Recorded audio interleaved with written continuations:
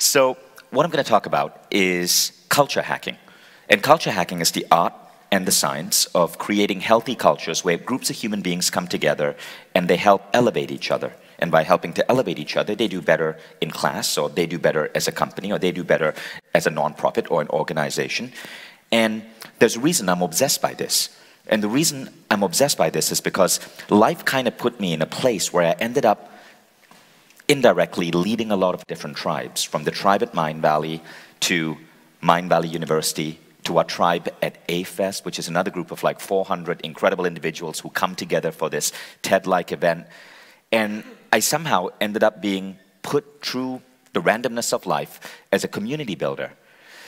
But there's a reason I think I was able to do this effectively. And that reason is that I actually have an issue with my brain that I only recently started publicly speaking about.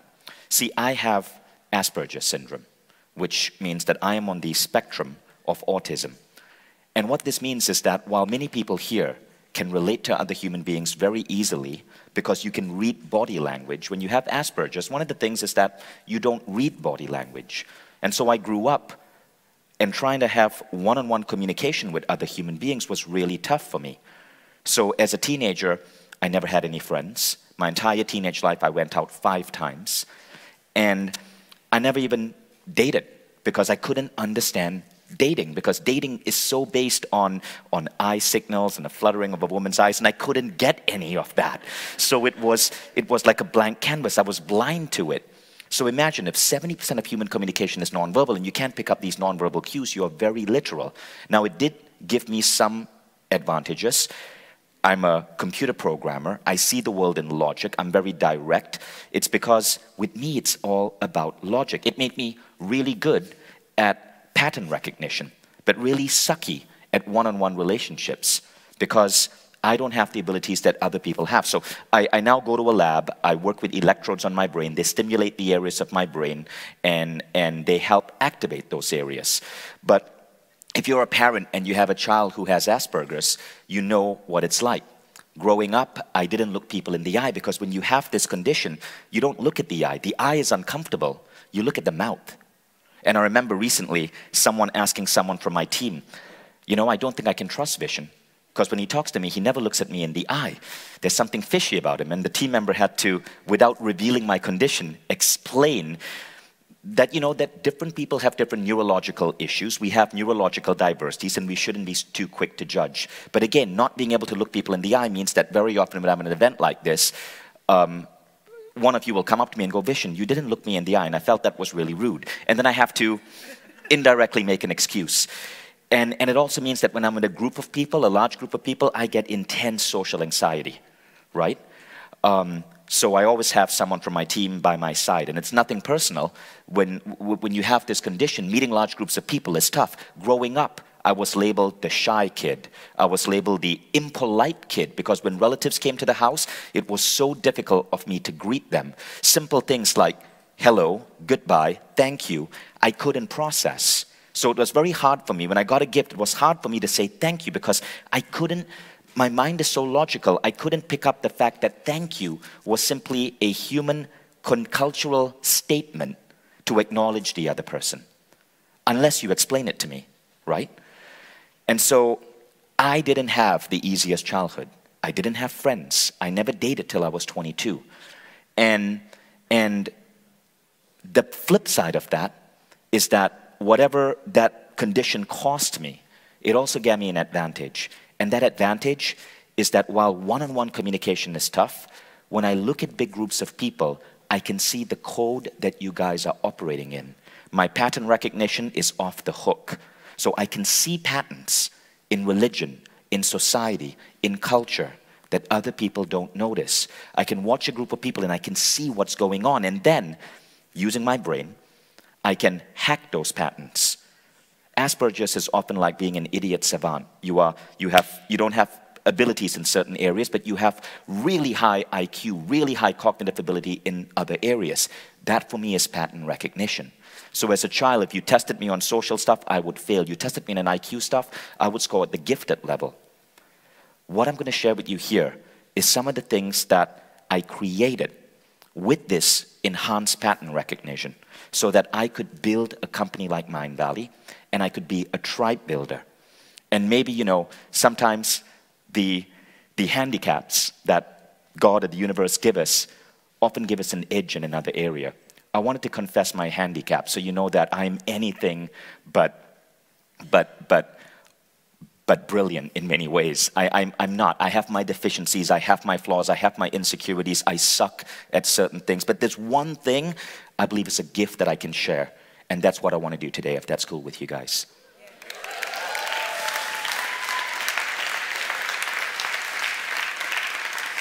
So that's my family.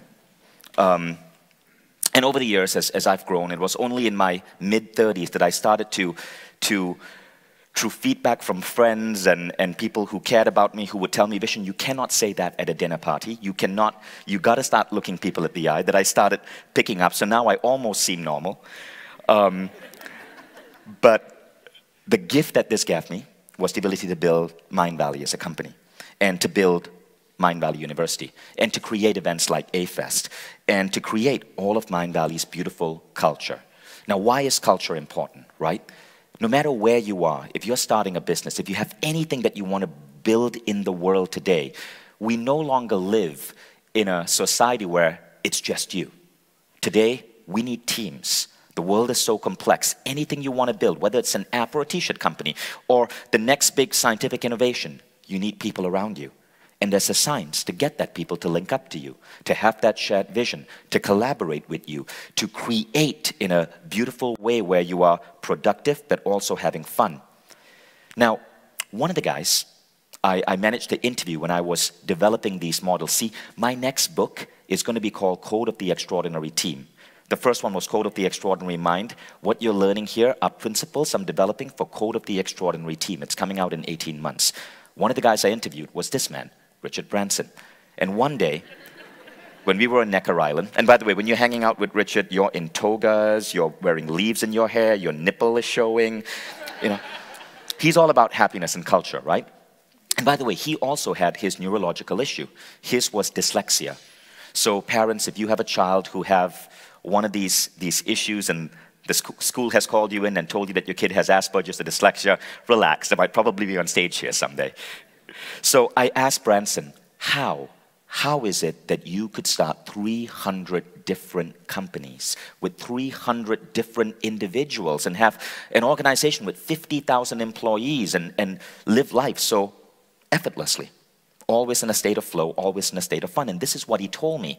It's about finding and hiring people smarter than you, getting them to join your business and giving them good work, then getting out of their way and trusting them. You have to get out of the way so that you can focus on the vision. That was the first clue. So, how do you do that? This is going to be the topic of today's talk.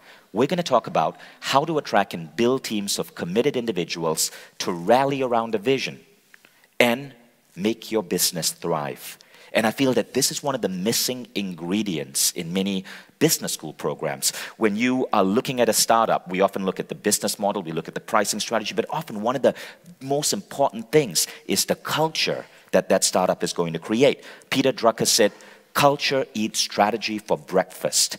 So what you're learning here indirectly is not just to persuade people to come and see your vision and help you build it, but how to create healthy culture.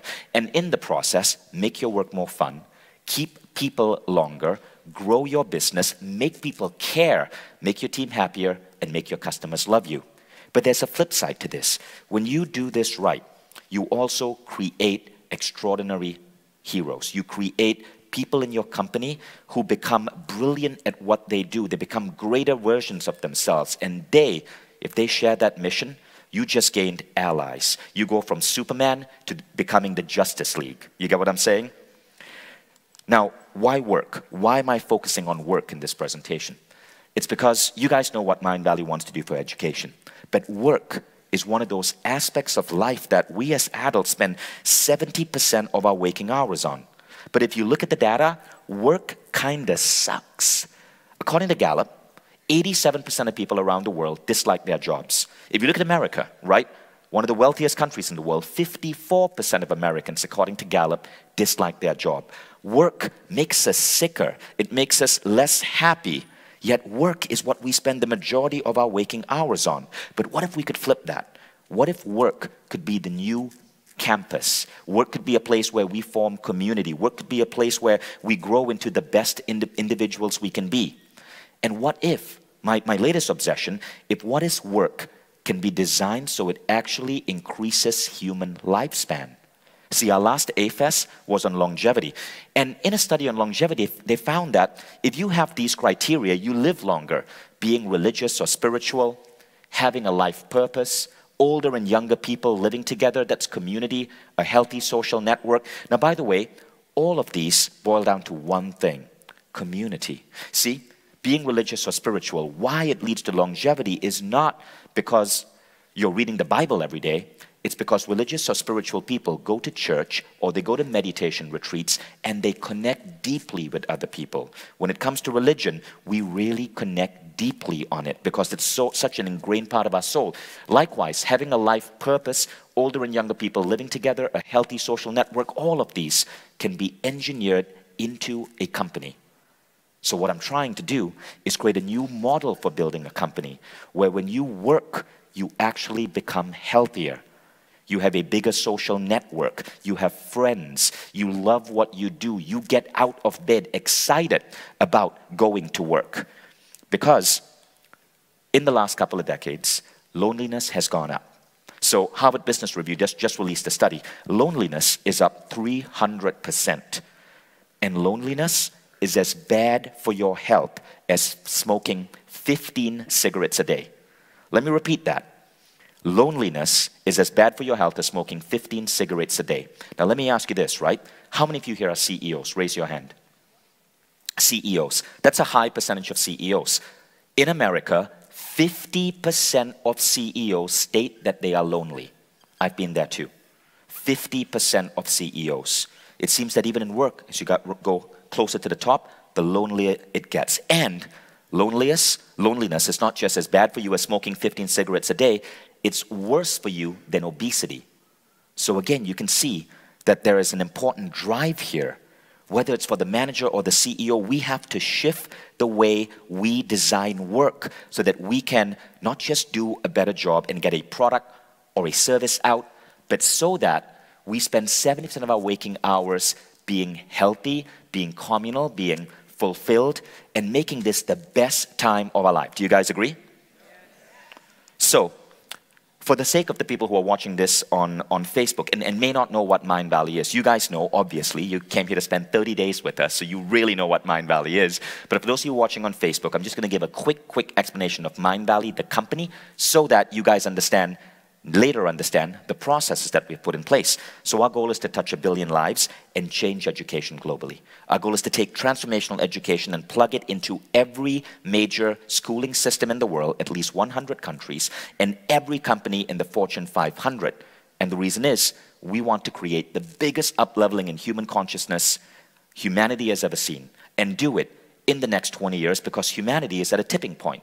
We are actually about to leave our children and Earth worse off than when we inherited it. We want to fix that. And the cure to almost every global ill, divisive politics, destruction of the ecology, pollution, lies in educating our young. So our goal is simply to reboot human education globally, every nation, every country, every university, every school, by injecting consciousness, wisdom, and transformation into the educating of our young so we can create a new flowering of humanity. And we do this by investing in great technology, recruiting the world's greatest teachers, creating beautiful events that we then want to scale. And one of the ways we do it is by truly experimenting with work. Now, none of this would be possible, though, without the people I work with. This incredible team. And what's cool about this team is it's now 300 people and they come from 49 different countries. After all, if you want to take a global mission like that, you can't just be doing this with Americans or with Europeans. You got to fully get a team that embraces and represents the entire world. Now, what's unique about the Mindvalley team is that we actually get applications from people all around the world to want to join Mindvalley. So many that we stop looking at resumes. And if you practice what I'm about to teach you, you can create the same flood in your company. So If we put up a single job ad, we get 2,000 resumes. So we said, no, that's crazy. We don't want to go through 2,000 resumes. So the only way to get a job is to submit a video cover letter. Now it goes down to 20 video cover letters because video cover letters take a lot more time. You can't BS on them. And now from these 20 video cover letters, we choose the right candidate. And if you were to go to YouTube and type in Mindvalley cover letters, you will see thousands of them from all around the world. So we create this culture that is able to move forward on this massive global mission of transforming education while attracting talent from all around the world. And then, this is really cool. Even though we're based in Malaysia, which is not like one of the coolest cities in the world, like nobody ever says, someday I'm going to move to Kuala Lumpur. But still, we keep people longer than Microsoft, Yahoo, eBay, Apple, Amazon, Google, or Facebook, right? So our retention rates for these young millennials are longer than these companies. And part of it is, of course, because of what we're doing with our culture. So here's a classic example of how that works, right? This is a picture of our customer support team, not today, but around maybe 2 years ago. And many of these individuals are actually here at Mindvalley U. But when that picture was sent to me, by the head of that team, Christy, who's actually now working behind the scenes at Mindvalley U, she sent me the slide. She noticed that every single person on her team came from a different country.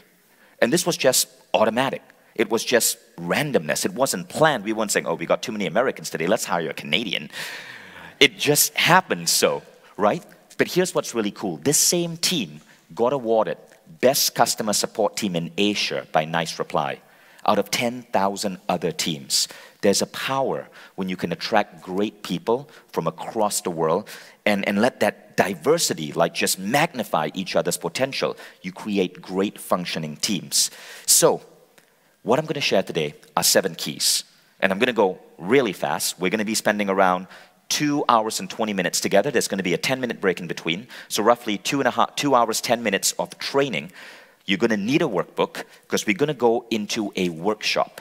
I'm going to ask you to think about certain things in your head. Write certain things down. I'm going to ask for deep audience interaction. Is that cool, guys?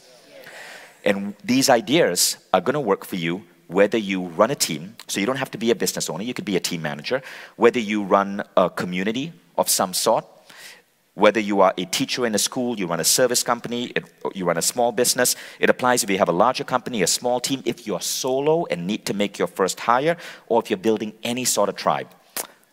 Who here feels that any of these categories apply to them? Great. Who feels, no, I don't fall in any of these categories? If you don't, it's totally cool. Medieval Days is happening in Tallinn. Go enjoy yourself. It's awesome. Okay, now let's get started. In my book, I used a phrase called brule. Can anybody define brule? Mic runners, please.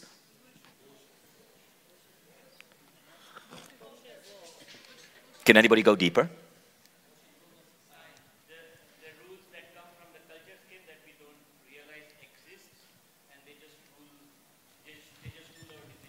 That's pretty cool. Okay, so rules are bullshit rules that we adopt to simplify our understanding of the world, right? To simplify our understanding. And what we're going to do here is look at certain words that we toss out as human society that many of us don't bother to dig in and go deeper with. Words like perks. So we think, oh wow, I'm trying to create great culture, I got to have perks. If I'm starting a company, I got to figure out how to recruit employees. What if perks are nonsense? What if employees, according to one researcher, employeeship is going to disappear in 10 years? Work is changing that fast. Culture. I'm going to deconstruct culture because many Silicon Valley companies think culture is giving away free food and having a beautiful office. Bullshit. It's not that. And we're going to look at the word job. We're going to deconstruct the word job. We're going to... I hate that word. Job is like a dirty 3-letter word to me.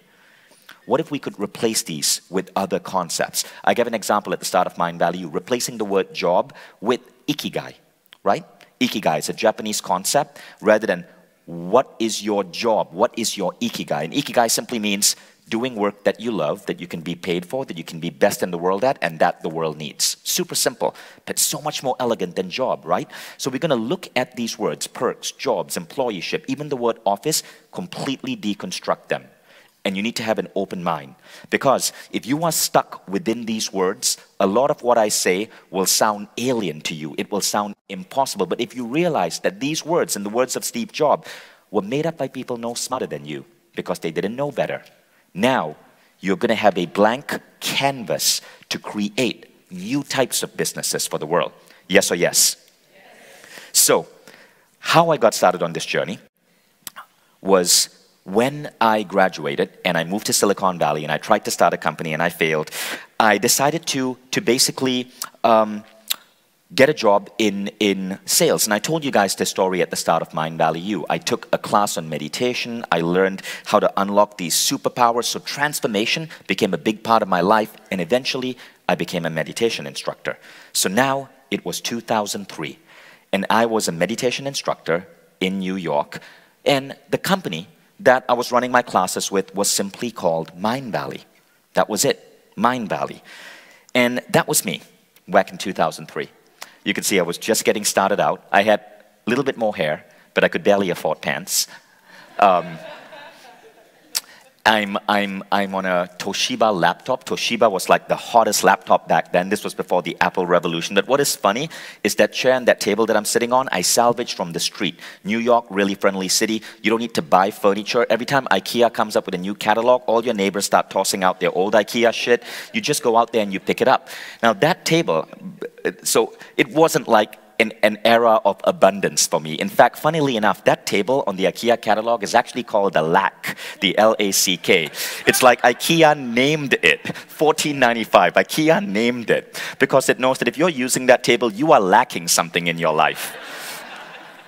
So there I was on my IKEA LACK table, appropriately named, trying to build and figure out how to make the first Mindvalley website, right? Now, this was New York in 2003, and that was my apartment. So all of this was happening in that seedy little apartment above the Celtic pub, now called the back then it was called the Playwrights Tavern. Now, this is Times Square.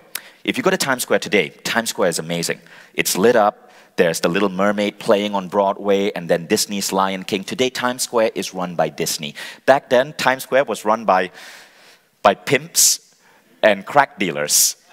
So this was New York of 2003. 2 years before I moved into that apartment, guys, seriously, it was a Thai massage parlor, which is code in New York for whorehouse. So yes, you guys are here at Mindvalley University, and yes, we did start out in a whorehouse. So I then got added to, so what happened back then in 2003 is this was 2 years after September 11, right? And this is when America was a very different place. And I got added to a watch list for suspicious people who potentially might be of Muslim origin and are brown and occasionally unshaven. And what this meant is that I could no longer board planes unless I went for a 2-hour interview. I could no longer use certain airports. And worse, every 28 days, I had to report to the government to get fingerprinted, photographed, and to give them my credit cards so they could check my purchases in case I bought fertilizer or something. So after living in America for almost a decade, my wife and I got married. She was Estonian. She was living in New York with me. We realized we couldn't continue living there. But remember, everything in life happens for a reason. I'm so glad that happened. 3 months into it, after 3 months of every 28 days lining up in the cold in the middle of winter in front of the government office down in the southern tip of New York to wait to go for another stupid, pointless interview called special registration, right? I decided to quit. And we thought, well, we could go to Estonia or we could go to Malaysia. Estonia back then wasn't the incredible startup hub it is right now. It was just known as a cold country. So we ended up going to Malaysia, and that's how Mindvalley ended up in Kuala Lumpur. Now, by the way, guys, those of you watching on Facebook, I am not a threat to your life or your way of life. I got off the watch list in 2008 when President Obama ruled it unconstitutional. So, thank you, Obama. I'm not in America now because Trump wants to bring it back. This is the same Muslim watch list or Muslim ban that he's bringing back right now. So until America has another election and hopefully this time does not vote a reality TV star into power, I'm not going to look at opening up an office in America. So I'm waiting till 2020 because I don't want to go through that shit again, guys. It was painful. But now, universe has put me exactly where I need to be, in Kuala Lumpur, Malaysia, except that there is a problem. In 2003, in Kuala Lumpur, Malaysia, the country is going through brain drain. right? So the first problem is that all my partners, all my clients, all our vendors are US-based. I'd spent 10 years in the US. But now, Malaysia is losing 1% of its population every year. 1%. And these were the smartest individuals. They were moving to Canada or the US or to Hong Kong, any place where, they could build a better life. And so my friends told me, don't come back to Malaysia. There's no way you can actually build a successful company here. Go, just deal with that stupid government shit in America. Just go through that humiliating thing every 4 weeks. But I couldn't. I felt offended by that. I just could not. So I decided to stay in Malaysia. And it was hard getting people. My first employee was actually my dog, Aussie Labradoodle. This is funny. So I got a dog because I was so bored and lonely, named him Aussie because I imported him from Australia, put him on the website, and we actually got covered in Wired magazine as a cool little company in Malaysia with a dog doing our PR. So it did get us good PR. Aussie didn't have to do jack shit. Just by being a dog in PR, he got us PR. It was a brilliant move. But now, I needed to break out of this pattern of mediocrity. So when you're faced with a difficult situation, you have two choices. You can complain, you can whine, or you can, in the words of Buckminster Fuller, create a new vision to make the existing vision irrelevant. So I thought, if there's brain drain in Malaysia, if you can't get talent in Malaysia, why don't I just create a vision that renders that whole notion nonsensical? I decided I was going to create the world's greatest workplace in Malaysia. And what I was going to do then is suck the brains from other countries and bring them to Malaysia. So we decided to do just that. And over the next 5 years, working with Christina, working with my then partner Mike, we started building up Mindvalley. We started winning awards for having the best office in Malaysia. We started attracting talent from all around the world. And before long, this vision of being one of the world's greatest places to work started emerging. It's kind of funny, right? When you declare something really bold, people who are crazy like you, they know that crazy people change the world. So crazy people start joining you. So all our first employees were all like batshit crazy like me. But we had so much fun together, and then this vision started becoming real. And soon, we were truly an international company. And we had employees from all around the world who were coming to Malaysia and working in Kuala Lumpur to build up Mindvalley. Now, this is how insane it got. Today, if you walk into Mindvalley HQ in Malaysia, there are 40-plus countries in that one office, 40-plus nationalities represented by passports in that one office, maybe about 50 different languages spoken. Everyone communicates in English, but the diversity is incredible. And this became one of the most powerful advantages our company had. We had all of these people with their skills, with their ideas, with their diverse viewpoints, rallying around a shared vision to reform education. So that crappy situation was what allowed us to become who we are. But here's the other cool part. We were able to build all of this with no funding, just $700 and that Toshiba laptop put back in the company over and over and over and over again. So till now, less than 1% of Mindvalley is owned by investors. And that's given us abilities that most companies don't have. Less than 1%. And when people ask me, how were we able to do that? Culture. It was getting the best people and focusing like crazy on culture. See, if we had investors who had put in a large amount of money in the company, we would not be able to do Mindvalley U. Because Mindvalley is not designed for profit. We'd not be able to do AFES. We wouldn't be able to share so much of our company processes on our blog because investors don't want you sharing how you do things with the competition. We wouldn't be able to take on schools in Finland because we're going to lose a lot of money on that in the first couple of years because you can't make money from school kids. So a lot of the things that we are now able to do, we can do and other companies can't do because Mindvalley doesn't have to look at shareholder value.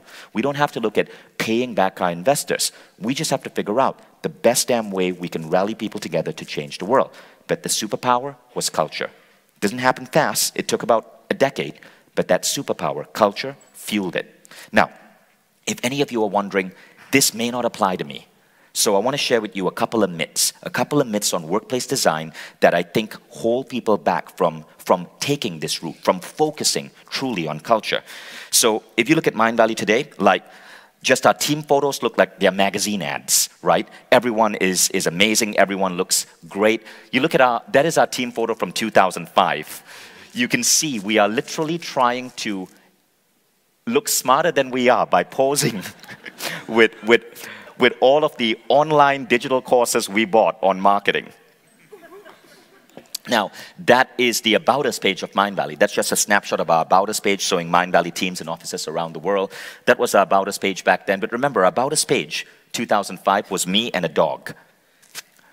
This is the Hall of Awesomeness. We have an auditorium in the hottest neighborhood in Kuala Lumpur that holds 150 people, so we can have our weekly team meetings. People who come, new people who join Mindvalley take an oath on a little statue of Wonder Woman. So right now, that looks amazing, right?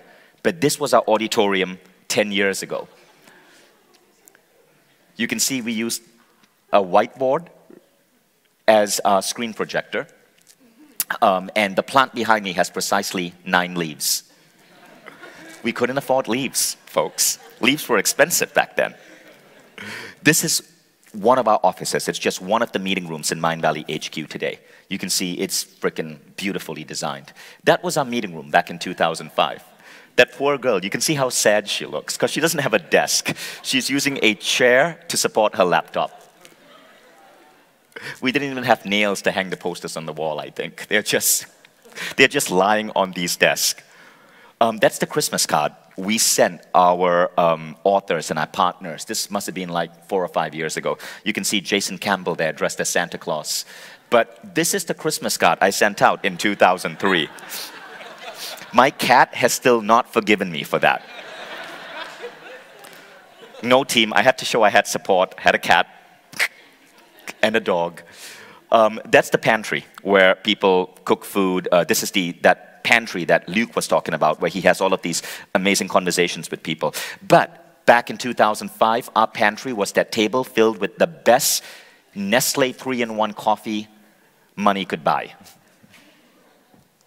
So no matter where you're starting, you can start sucky, you can start small, you can still apply these ideas. When I had that crappy little office back in a warehouse in a ghetto part of KL, I still knew in my mind this was going to be the world's greatest workplace. And that's the key thing. You got to create that vision of what you want to create. And if the real world doesn't match that, it doesn't matter. Because we live in 2 worlds. We live in the real world, but we also live in the world of imagination. We live in the world of ideas, of visions, of beliefs, what's going on in our head.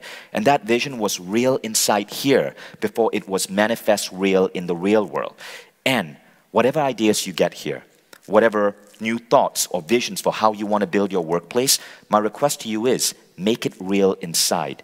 You don't have to share it with people, but make it real inside and know that if I can do that, and that didn't happen fast, it took about a decade, but it was still a massive leap, you can do that too. All of us have inside us the same powers to create, to shape reality, to tap into unseen powers to make those visions come true. So hold on to that vision, no matter how sucky, no matter how small, no matter how black and white your workplace may be now. Okay, so let's get to the 7 keys. Are you guys ready for this?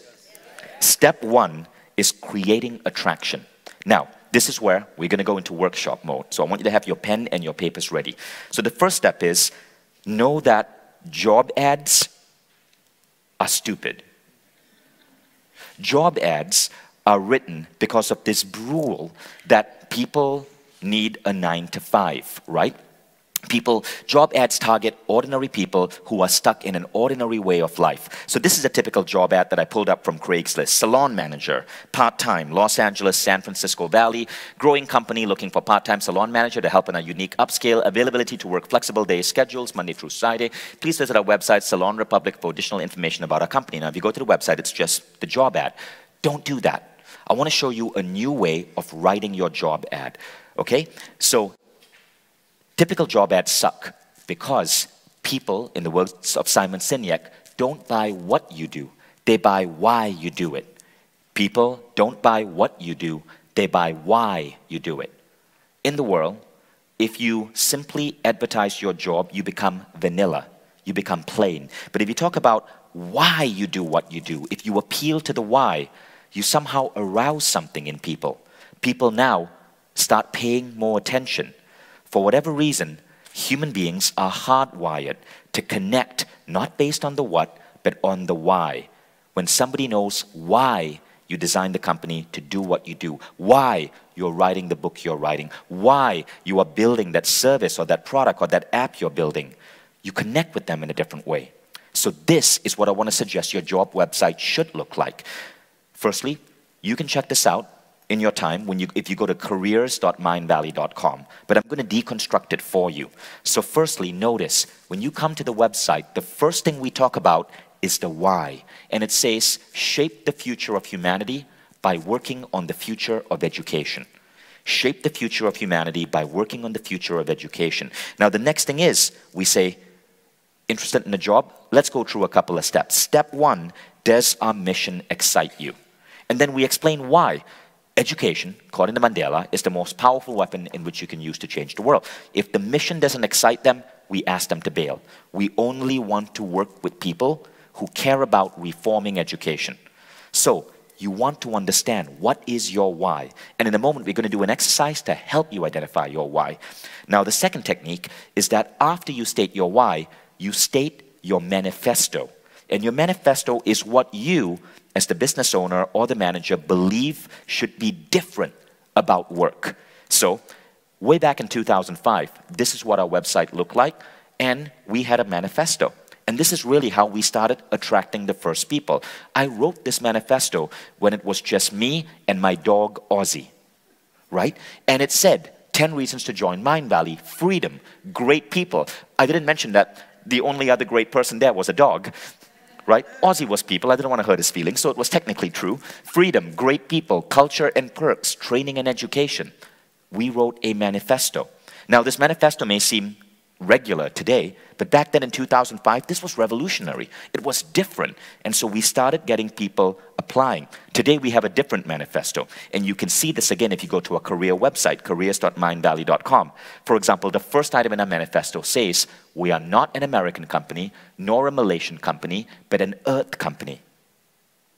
Immediately, that speaks to certain individuals.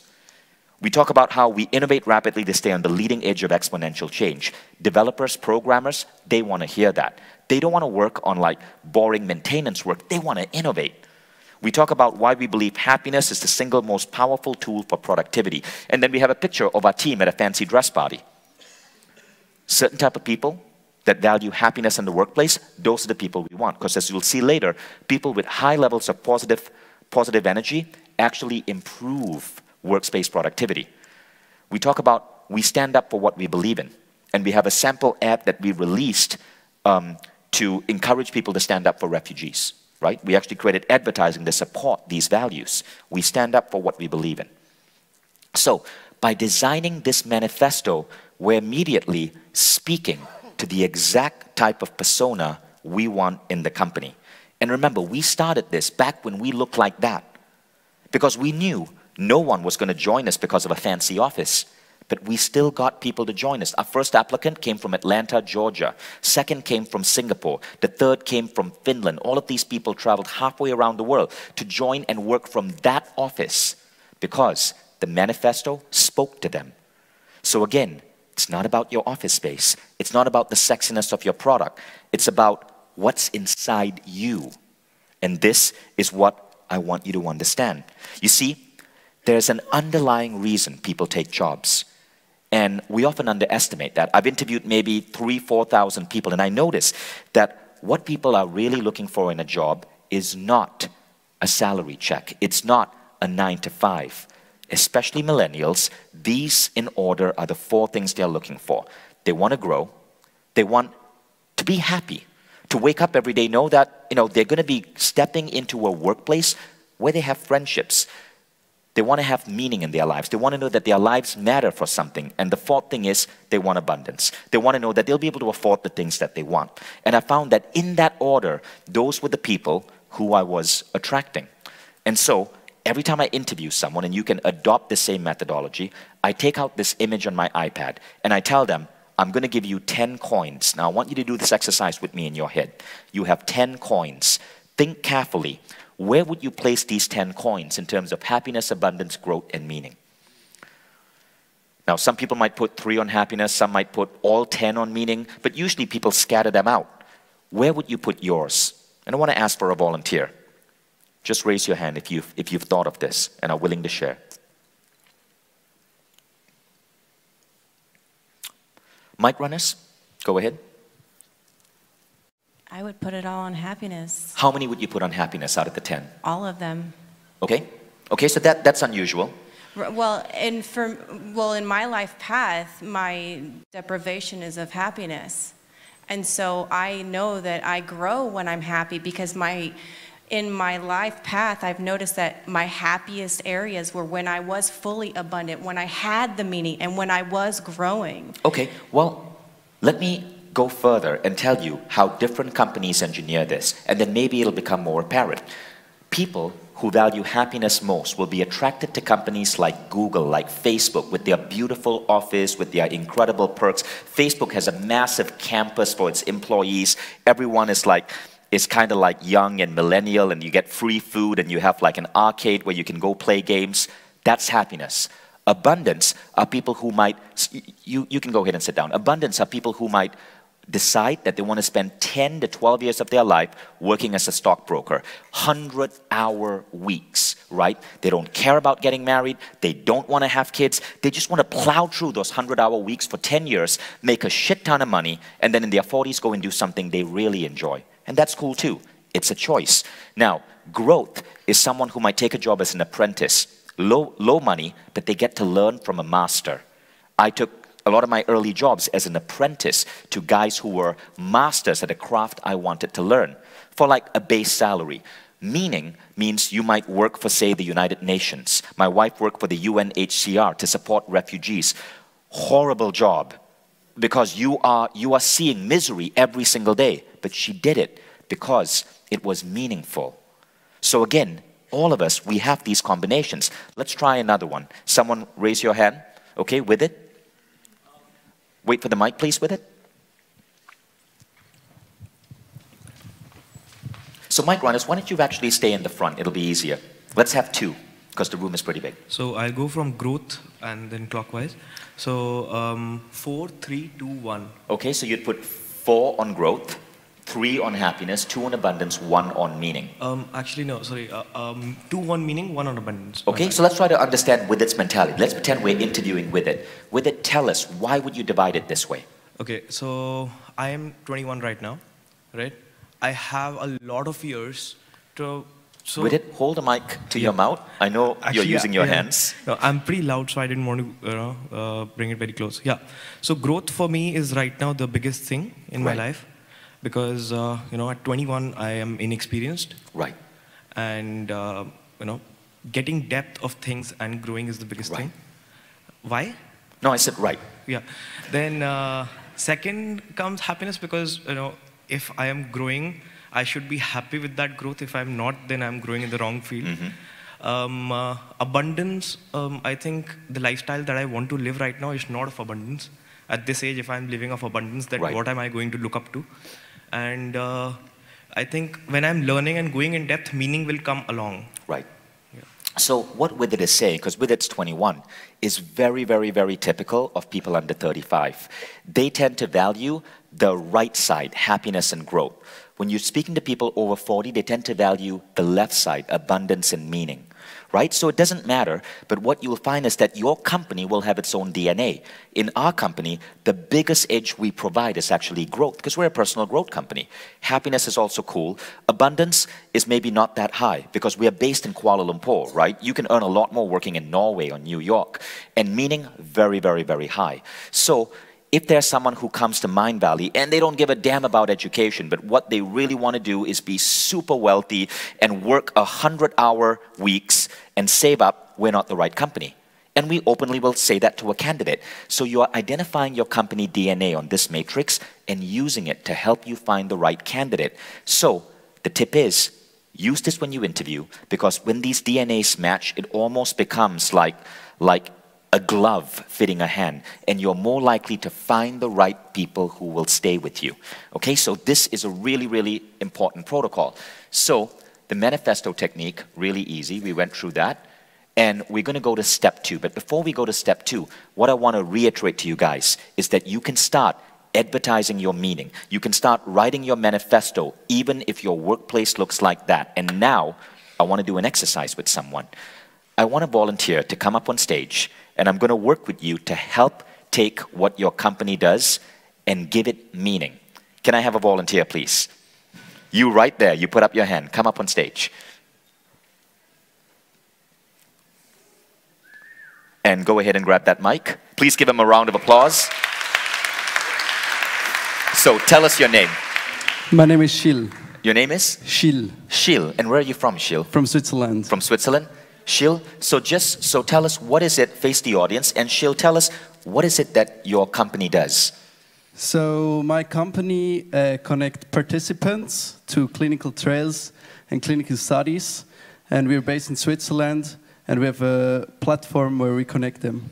Okay, so you have a platform that connects participants to clinical trials and clinical studies. Now, if you put that on a job ad, do you think you are going to get a flood of applicants? In many cases, not so much. Why do you do what you do? I do what I do, it's because I kind of like to drive and to do something, and it's... Ooh, this is going to be a challenging one. Yeah. So you do what you do because you like to drive and do something? Yeah. Okay. And it's just like, I need to, I love to challenge things and to work on this, and yeah. Okay, so now we're coming to something. We're coming to something, right? Now, what is the contribution that your company is making to the world? So, in our culture is to take young people. So we have, our people working are 20 to 21, and I'm 21. And we want to take people who are in the universities and all the clinical trials and clinical researches, to take them and make something out of it in the IT and in the young people area. So that's our contribution. Okay. So you're taking these people who are working in clinical trials, and you are making them what? Are you making them more efficient? I give them a meaning to drive with me and not to follow like the system and to wait. Well, let me tell you let me ask you this. What would happen if your company didn't exist?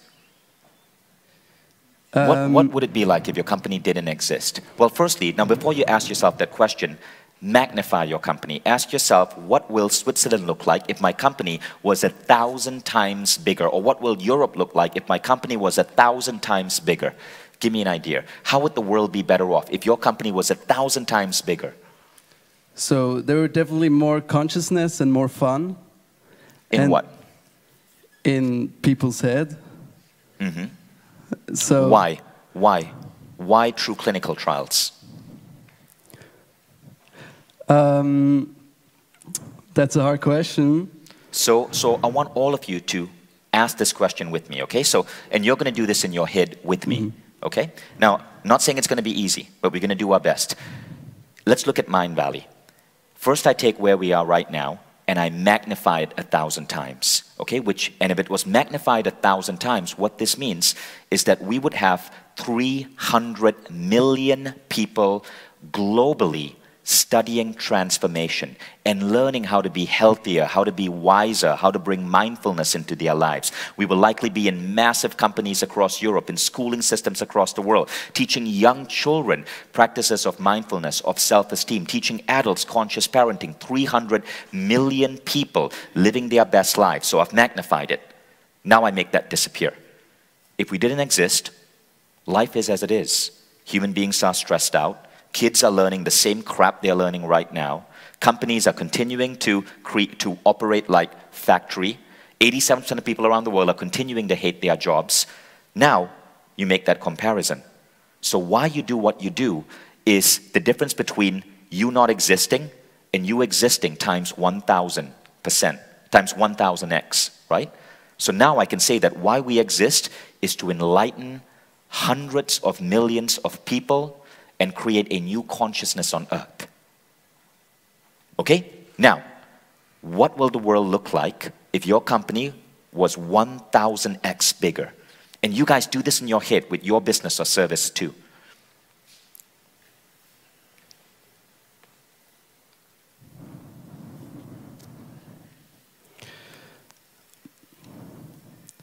My company would look like a culture or a field or an area of consciousness, and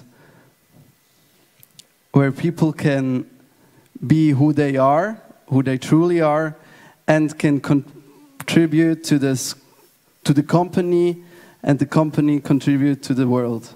How does the company contribute to the world? If it's a very hard question because Why are clinical trials important? Clinical trials are so important because it's for making studies and prove something when professors or whoever has ideas to develop, so they need participants and... Okay, so that's good, So clinical trials are important because they help validate studies. They help these professors with these ideas validate the ideas and get these out. And so innovation speeds up. Exactly. Okay, so your company helps fuel innovation in science and technology. And humanity, yeah. And humanity, perfect. Okay, so that already is a much better opening statement. Help fuel innovation in science and technology. You see how that works? Yeah. Okay, now, when you magnify that 1,000x, you start creating the rest of that story. Do you want to take a stab at it? That's okay. You've really done a good job, but you guys can see how. Now, what was the initial statement you said? The initial statement of what your company does? Connecting. The initial statement when you first got up here. When I asked you, what does your company do? It's, we have a platform where we connect the participants to the clinical trials. Yeah, don't say that. Okay, thank you. And I'm going to call up someone else. And then I'm going to explain. Yeah, come on up. So the statement becomes, help fuel innovation in science and technology. Now, there's another reason for that, right? If you say, see, if my statement for Mindvalley back in 2008 was what we did, it would say, we build websites for personal growth teachers. That's cool if you're a web developer and if you like personal growth teachers, but it's not inspiring. So you don't say what you do. You say what you plan on doing. You look 10 years into the future. Okay? Here's another example, and this is just before we come to you. Elon Musk. Elon Musk runs a company called SpaceX. And if you have heard of SpaceX and Elon Musk, now what is SpaceX? SpaceX is nothing more than a giant trucking company. But except rather than send cargo this way, he's sending cargo this way. It's a giant frickin' trucking company for space. But he doesn't call it a trucking company, does it? If you go to SpaceX's website, what it says is, we are here to make mankind an interplanetary species. That's it. He's not looking at what he does now. He's multiplying that 1,000x, looking 10 years into the future and describing that vision. But when you describe it that way, you go from being a trucking company to the International Space Station to actually having this whole field of possibilities you can expand into. If I said Mindvalley 10 years ago was a company that built websites, we'd still be building websites. But now we do so much more. We can build universities. We can transform global education because I never said we built websites, even though that was what we did. I said we want to transform global education. The wider you go, not only do you attract the right people, but it becomes a self-fulfilling prophecy. These crazy people who join you, they help expand your mission. So your mission and your vision and what you do becomes bigger and bigger and bigger and bigger and bigger. But if you describe what you do, you attract people who just do that. And then you continue becoming very good at that, but you don't truly expand into other fields. So you want to make your company like in bulletproof. What you want to do is expand 1,000x, apply Elon Muskian thinking to your vision, and then attract the people to make that real. Let's try with your company. Tell us your name. My name is Yohan. Yohan, from Israel, right? I'm sorry? You're from Israel, right? Born and raised, yeah. I live in San So Diego. what does your company do? The beginning or the magnified? Well, let's try the beginning and then magnify it. All right. Well, what my company does is I created a social coaching game. A social coaching game. What does that do? What does that contribute to the world? That creates a couple of things, actually. That creates a group that's engaged, that engages in a game-like way of co-coaching each other. No, you're saying what we do. Why is this important? Why do you do what you do? You know, I've been in this space for so long, and I know for a fact that I can, for $300 to $500 a year, provide the same value that people pay $10,000. Value in what? In personal growth. Okay, so what you're basically doing is transforming minds. Transforming minds through Not just that. Through a social game. Yes. Okay. And I want to change the face of coaching and personal growth. Got it. So that's it. Change the face of coaching and personal growth by using social games. Or just change the face of coaching and personal growth. Join our company, change the face of coaching and personal growth, but you gotta go deeper. You gotta say how you're changing the face, right? That can be in the second paragraph or the third paragraph. You can then describe how you're doing it, but you always start with that big why. Thank you. Okay, so think about this for your company.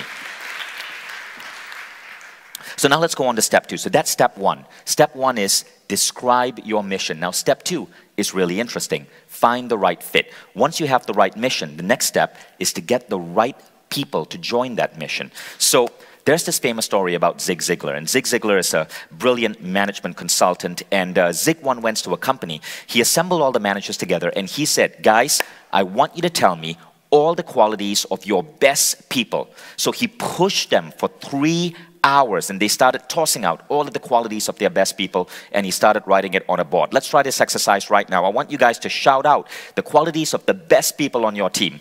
Go ahead. Innovative, passion, dedication, loyalty, ownership, leadership, service-oriented, resourceful, team player, creative. Okay, let's stop. That's 10 already, okay? So Zig did this, and what he found is that they hit 100 roughly qualities. And he said, no guys, another hour, let's keep pushing and pushing and pushing on this. And in the next hour, they hit 114. He then took out a marker and he says, okay folks, we're gonna mark all of these qualities, an A for attitude or an S for skill. Attitude or skill.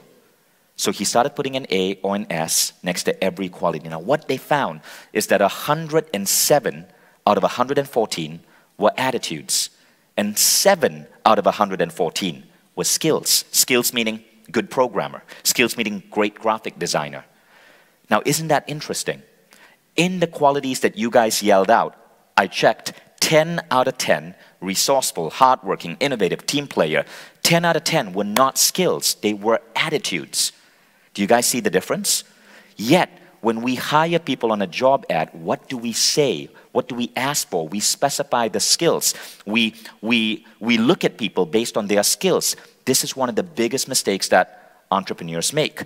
You want to hire for attitude and train for skill. Are you guys clear on this? I've made so many mistakes hiring really skillful assholes. And then, seen them mess up my culture. If you hire the right people, so when faced with 2 people, and one has slightly higher skill, okay? If the one with lower skill has a greater attitude, go for them. Because with the right attitude, they will rapidly be able to catch up on skill. But if they don't have the right attitude, if they don't have the right values, if they don't have the right culture, they will poison your company. Attitude is contagious. And so when you're hiring for attitude, you're actually taking something that is going to go from one person to another, like the cold, right? Like the flu. It's contagious. You got to be really careful with this. So you want to seek the best people you can find, but you want to ensure that attitude comes first. Now, in our company, I have this simple mental model. I call it the Bar of Awesomeness. And every time I'm interviewing someone, I ask myself, if I brought this person onto the team, would they raise the bar or would they lower the bar? And even if we really, really, really need a position filled, if they're going to lower the bar, you do not hire them. Because, as you'll read about in the book, Good to Great, A players hire A players. But as soon as you lower the bar and you hire a B player, B players hire C players. C players hire D players. The lower they are, the lower they will hire. Because if you're not very good at what you do, you're insecure. And you don't want to hire people who are better than you. But when you hire A players, they only want to work with A players. So lowering that bar is crazy dangerous. Laszlo Bock of Google says it this way: have an incredibly high bar for talent and never compromise. The big mistake I see many entrepreneurs make is that they compromise. They really, really, really, really need someone to do that customer support job right away. So this guy maybe doesn't have all the right attitude, but let's hire him. Maybe we can change him. Maybe he will shift. Always a mistake. Slow down rather than fill a role with the wrong person. Slow down, but you must never, ever, ever drop that bar. Yes or yes? Okay, so that's the imaginary bar, okay? So you are mentally creating a bar of awesomeness for your company and doing a gut check with every person you interview. Will they raise the overall bar of awesomeness within my company or lower it? Now, the next thing I want you to do is to insist that they go beyond the resume. So this is the video cover letter technique, right? Everybody lies in resumes, guys. I lied on my resume, like my first few jobs. But it's harder to lie on a video. So I asked everyone who's applying to Mindvalley to create a video and to simply answer 3 questions. 3 reasons why I want to join Mindvalley. 3 reasons why I think I'm awesome. That's it. Now, people get really creative with the video. Let me show you a couple of videos that we actually get. Now, the beauty of this is, if you don't ask for a video, you get those people who randomly shoot out resumes to every open position and keep their fingers crossed, right? That's annoying and it so wastes your time. But when you insist on a video, what happens is that you're getting people who care so much about joining you that they are investing sometimes up to a day creating that video. Here's one example of an incredible person we hired. Hi, I'm Tanya Lopez, and this is my video submission for the world's most awesome job. Where are you shooting from? I can see it in your camera. I think that this position is a great fit for me for so many different reasons. One of them being that it aligns perfectly with what my professional experience has been so far. So Tanya joined Mindvalley and she ended up helping us, working with Laura, she ended up helping us take A-Fest into what it is today, right? That's the power of video cover letter. Now, this is another person who joined us, and this one was incredible. She spent 300 man-hours creating a hand-drawn animated film to state why she wanted to join the company. Obviously, we hired her for our film team. 300 man-hours creating a handmade animated film. She got the job. Right? So you can see you're getting incredibly dedicated people. Now, the math I found looks like this. 100 resumes equals 1 video. So when you ask for a video cover letter, you actually are tuning out 100 resumes. And your life becomes so much easier. So that 1 video is truly going to be a really exceptional person because they're putting in all of this effort to join your company. So that's step number 2. Ask for a video cover letter. Don't compromise on the bar.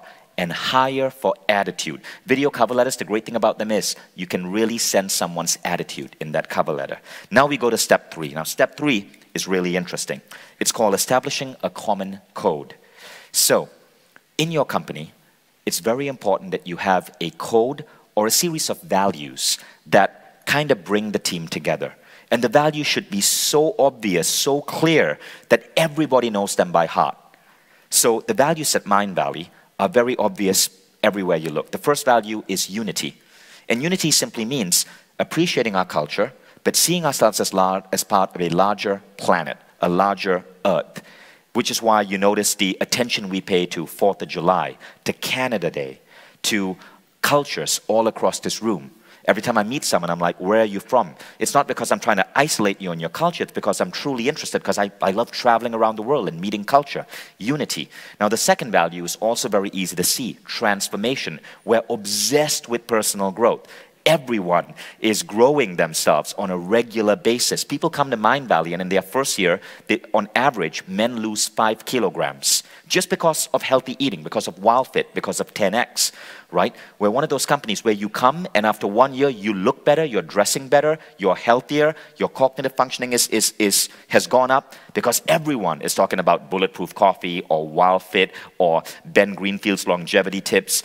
And it becomes just part of the culture. Now, the third thing is envisioning. Envisioning is really interesting. It means in anything you do, you are seeking to be the best and to create the boldest vision you can get, which is why we innovate very fast. If you look at Mindvalley U last year, and you look at Mindvalley U this year, it's a massive growth in terms of the space, in terms of the number of participants. It's because of this value of envisioning. You are happy and grateful for what you've accomplished, but you're always thinking, how can I 10x this? That's what envisioning means. But here's the funny thing, right? You don't need these 3 particular values. That's not the point.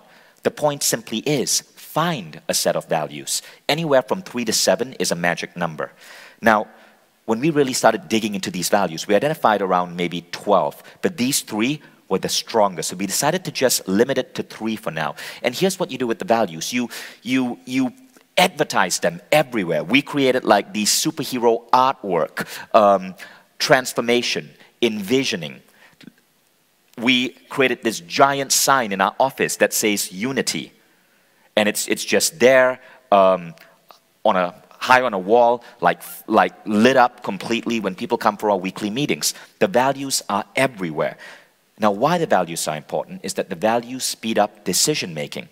So let's say, for example, recently, for example, we had to make a decision.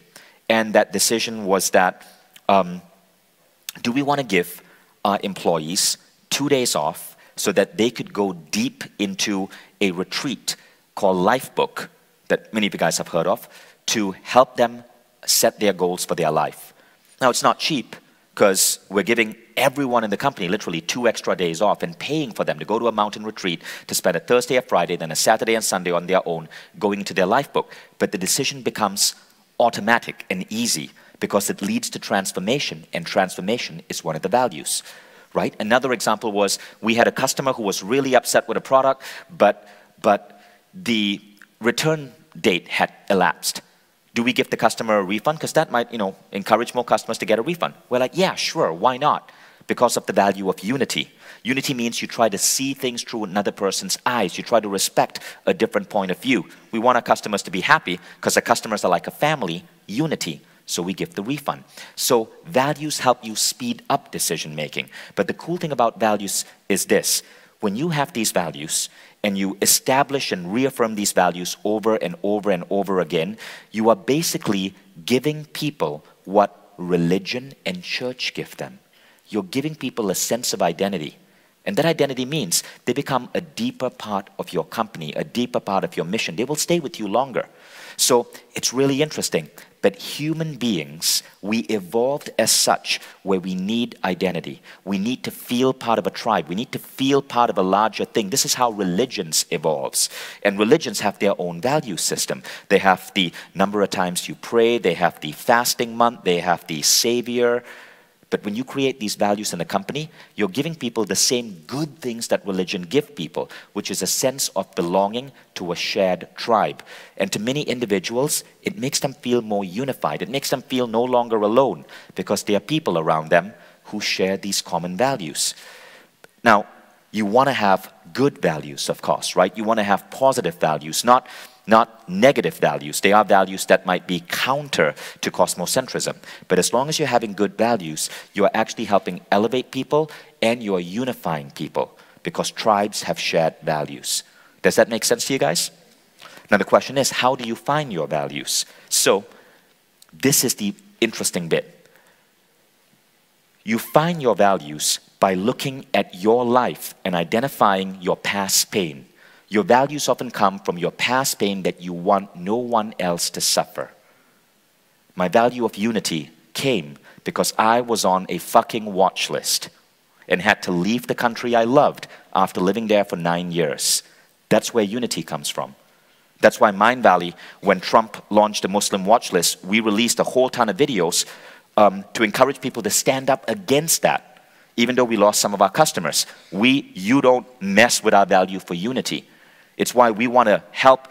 It's why we want to help create cosmocentrism across the planet.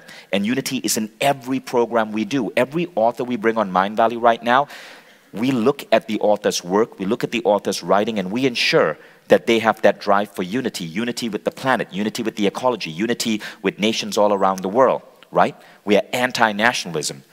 That unity drive came from my pain. Why transformation? Because when I was at the lowest point in my life, it was transformation, it was meditation that helped me. Why envisioning? Because I found that I could go from having a small, crappy little office in Kuala Lumpur to Mindvalley by constantly holding in my head a vision of what I wanted to experience in the world.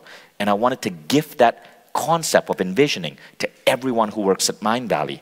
Your values come often from the founder's pain. So if you are founding this company, right, identify what is that pain that you went through that you want nobody else in the world to experience if you could protect them, and turn those into your values. Maybe you were abused as a child, and so you decide that your value is compassion. You want to create the most compassionate workplace.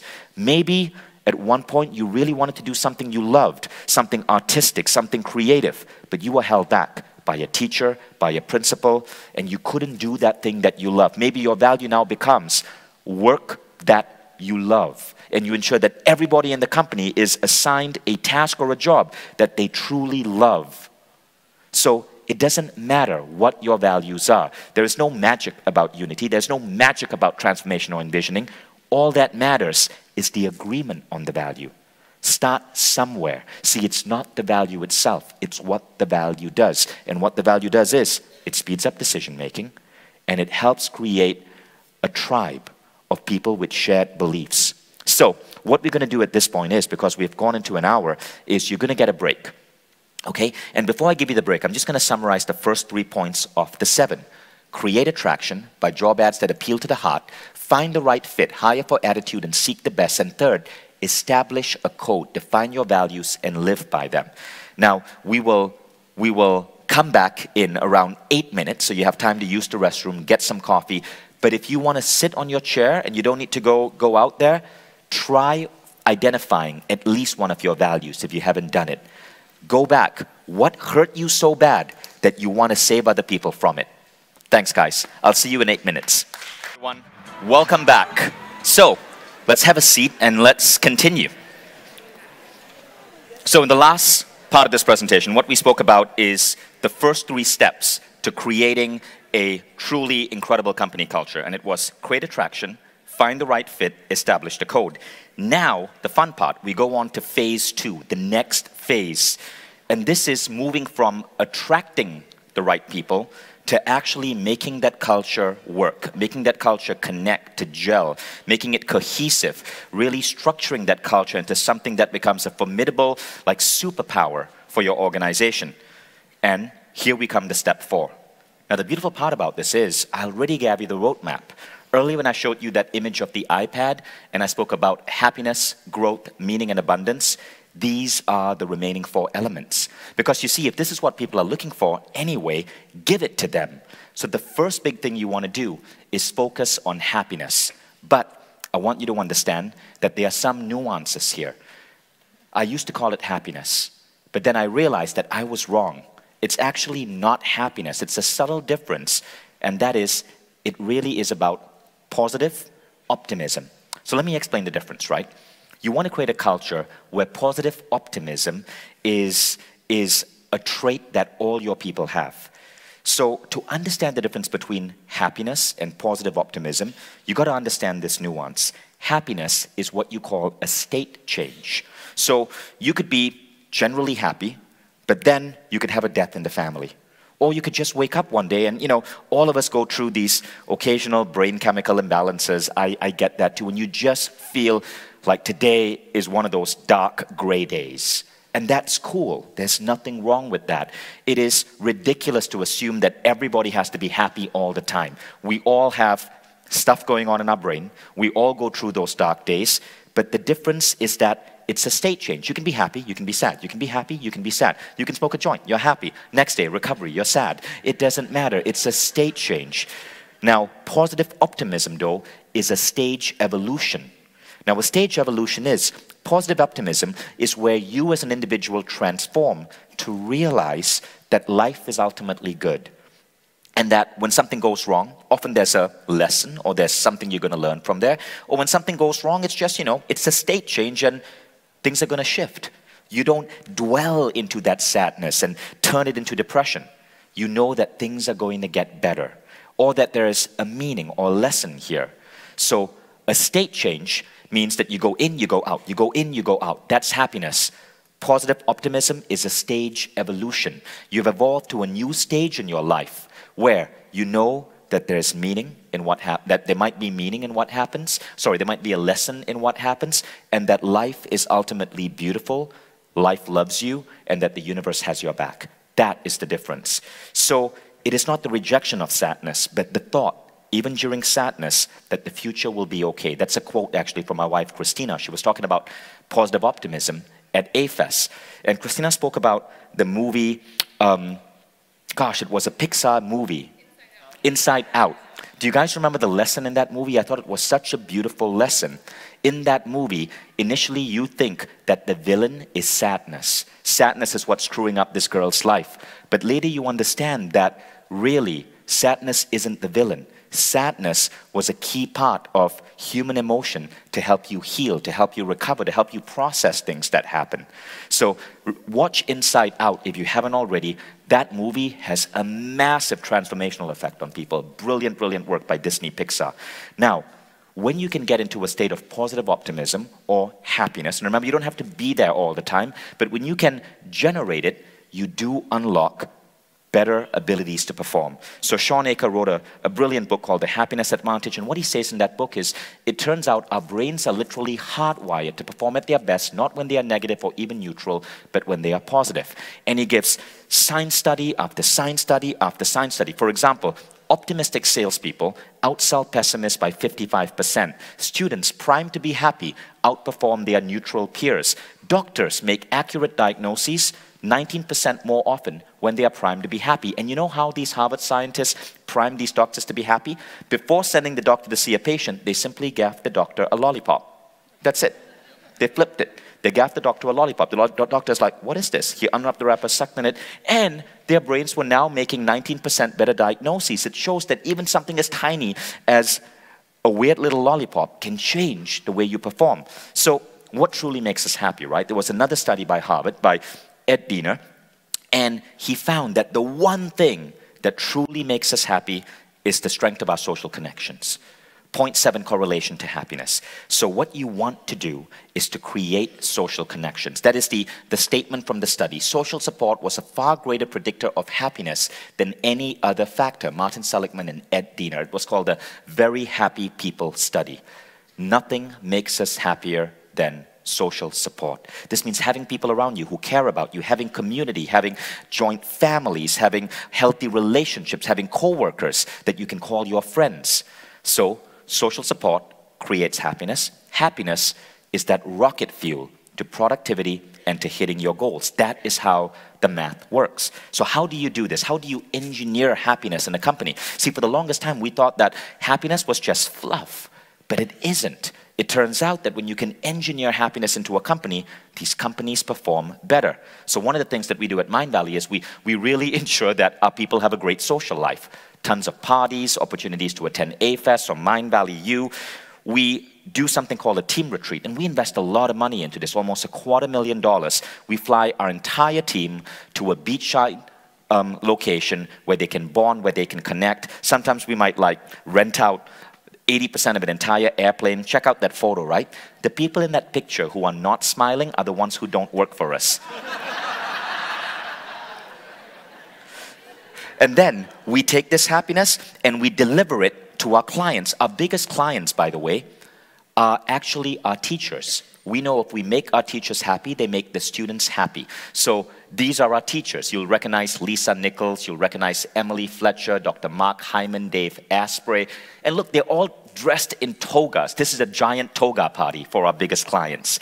So that weirdness, these engineered events help create connection and happiness. In Good to Great by Jim Collins, Jim said this: the people we interviewed from good to great companies clearly loved what they did, largely because they loved who they did it with.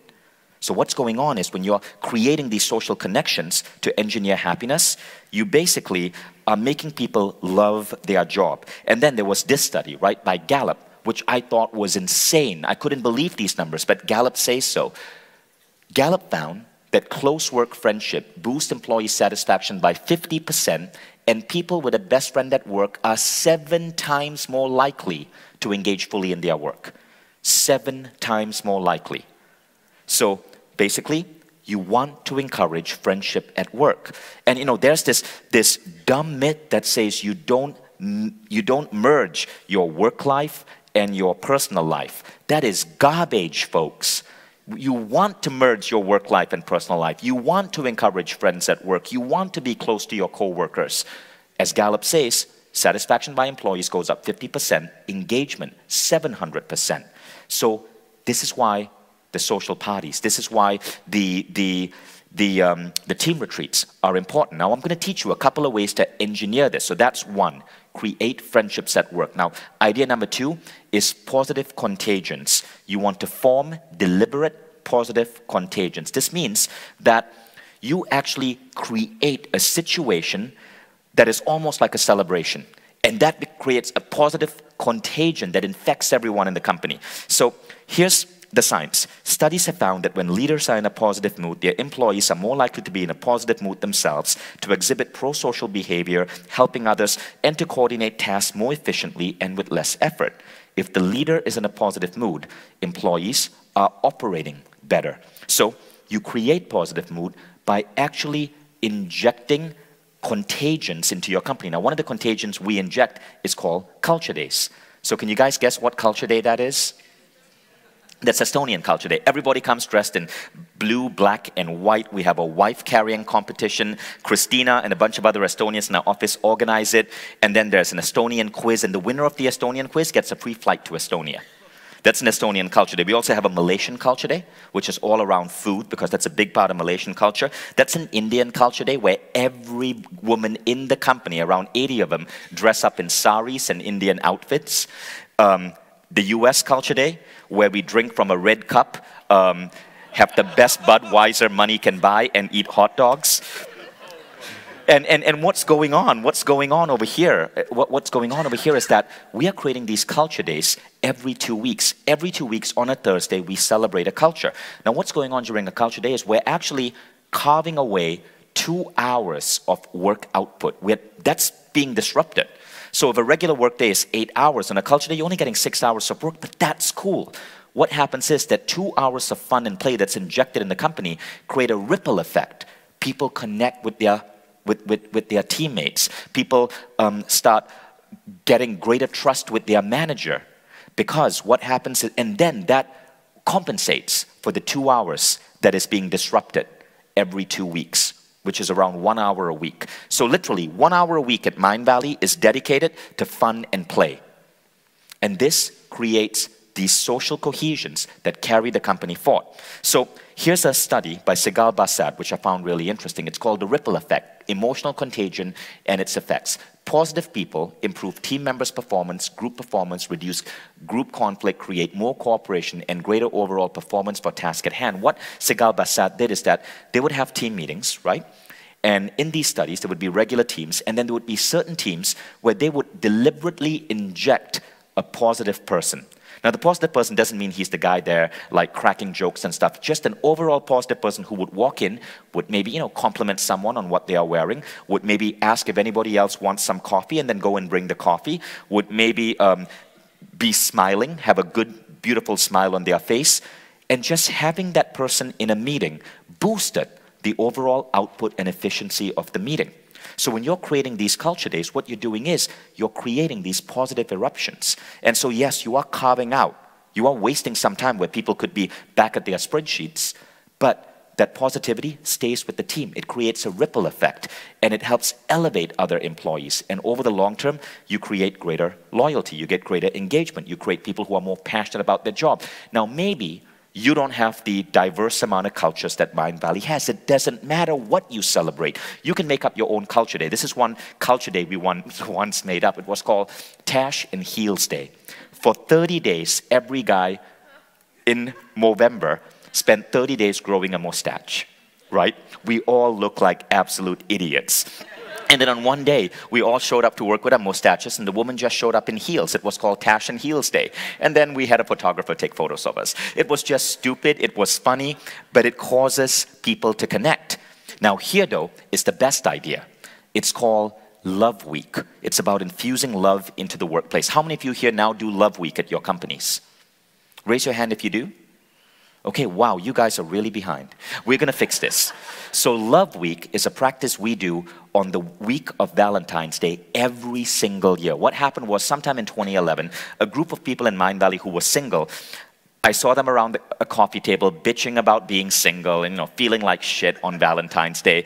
So someone came up with an idea. Why don't we just be like secret angels for each other and like bring flowers or chocolates to each other in secret? So the singles did it.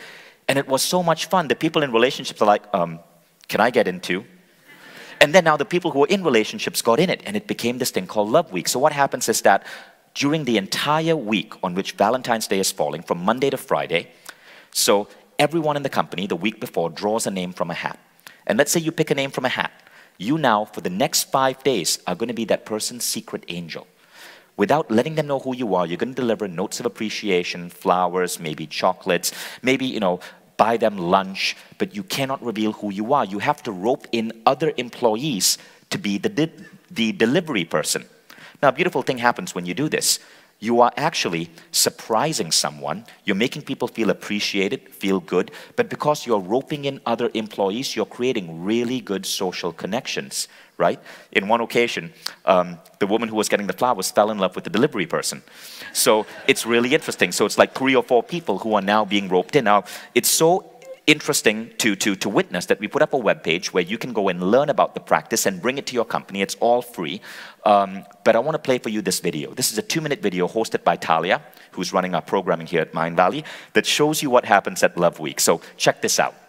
So we have this tradition at Mindvalley. It's called Love Week. It's super cute. This is what people do, right? So you are an angel and everyone has a human. And for the whole week, we just love on this human hard. Happy Love Week! Right? We give them fruit platters and it's all a surprise, and chocolates and really funny notes and pens, and we buy them lunch and they have no idea. So what happens is we get stuck in the bit of a love loop. It's like there's love coming from here and then there's love going there, and it's just love, love, love, love, love. Love Week is all about connection. It's about giving and being open to receiving. It's about bringing depth to the workplace and about caring and sharing, right? Thanks, bro. Look, it's business as usual, right? Like every other day of the week. We love here at Mindvalley. It's in our culture to hug and to kiss and to stare at each other. But we've gone on overload this week. It's like, with love. One of the really beautiful and naturally occurring elements of Love Week is all the surprises. You just never know when you're going to be ambushed with love.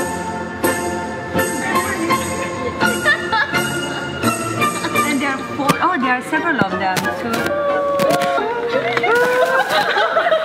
People get really creative and they think, how can I best express my love for this person? What can I do? I can go on Facebook, see what they're into, what's their favorite color, what's their favorite food. So it's like Sebastian, for example. He loves guacamole, and I just saw his angel delivered him guacamole. And he's like, guacamole, like his day is made. And why can't we do this every day? I don't know. But the thing is, for this 1 week, we just go on overload, and it's the most beautiful thing. So this is one tradition that we have here at Mindvalley. We have many.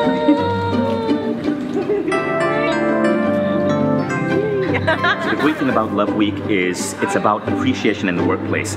And studies show that when people feel close to each other, when they appreciate each other, productivity goes through the roof. So every company should be doing this. Anastasia, happy Love Week. Thank you so much.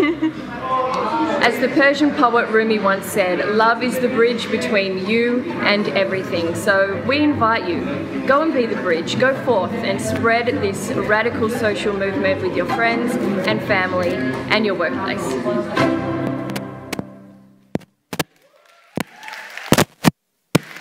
So thank you, Talia, for that amazing. Mindvalley here.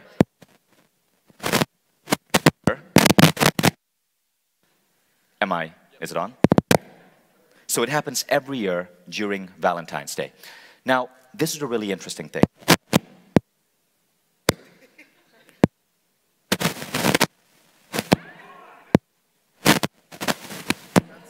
Did something happen to my mic?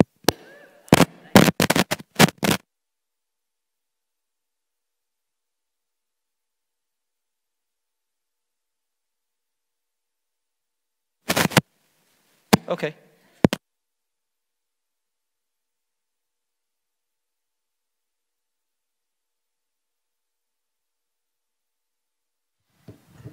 One, two. Okay, thank you, Luke.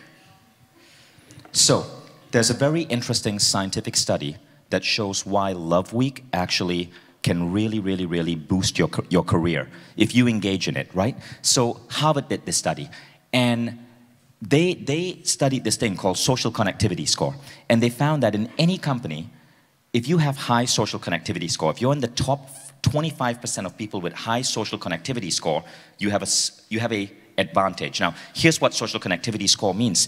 You are rated high in social connectivity score if your employees are saying that you're kind, that you're helpful, that you're appreciative, that you're the guy who or girl who is often in a positive mood, who might, you know, go and ask someone if you can bring them coffee because you're running down to the cafe anyway. That's high social connectivity score. Now, what they found is that if you score in the top quartile, that means the top 25% in your company for social connectivity, you are 40% more likely to receive a promotion or raise in the next 2-year period of time. 40% more likely. So really, you're not doing this because you love your coworkers, you're doing this for your damn wallet. But either way, it works, right? So, of course, I'm kidding there, but there's a massive advantage to being in that high social connectivity score. Now, the next idea for happiness, and this is something I feel very strongly about. Many companies don't do that because they believe in being frugal, but you want to invest in your environment. People need a beautiful space to work from. Luke, who's been hosting today, he's actually in charge of our Mindvalley spaces. So he works with designers and architects to make sure that all our places look absolutely beautiful. Now, I want to share this word of advice to entrepreneurs in the room.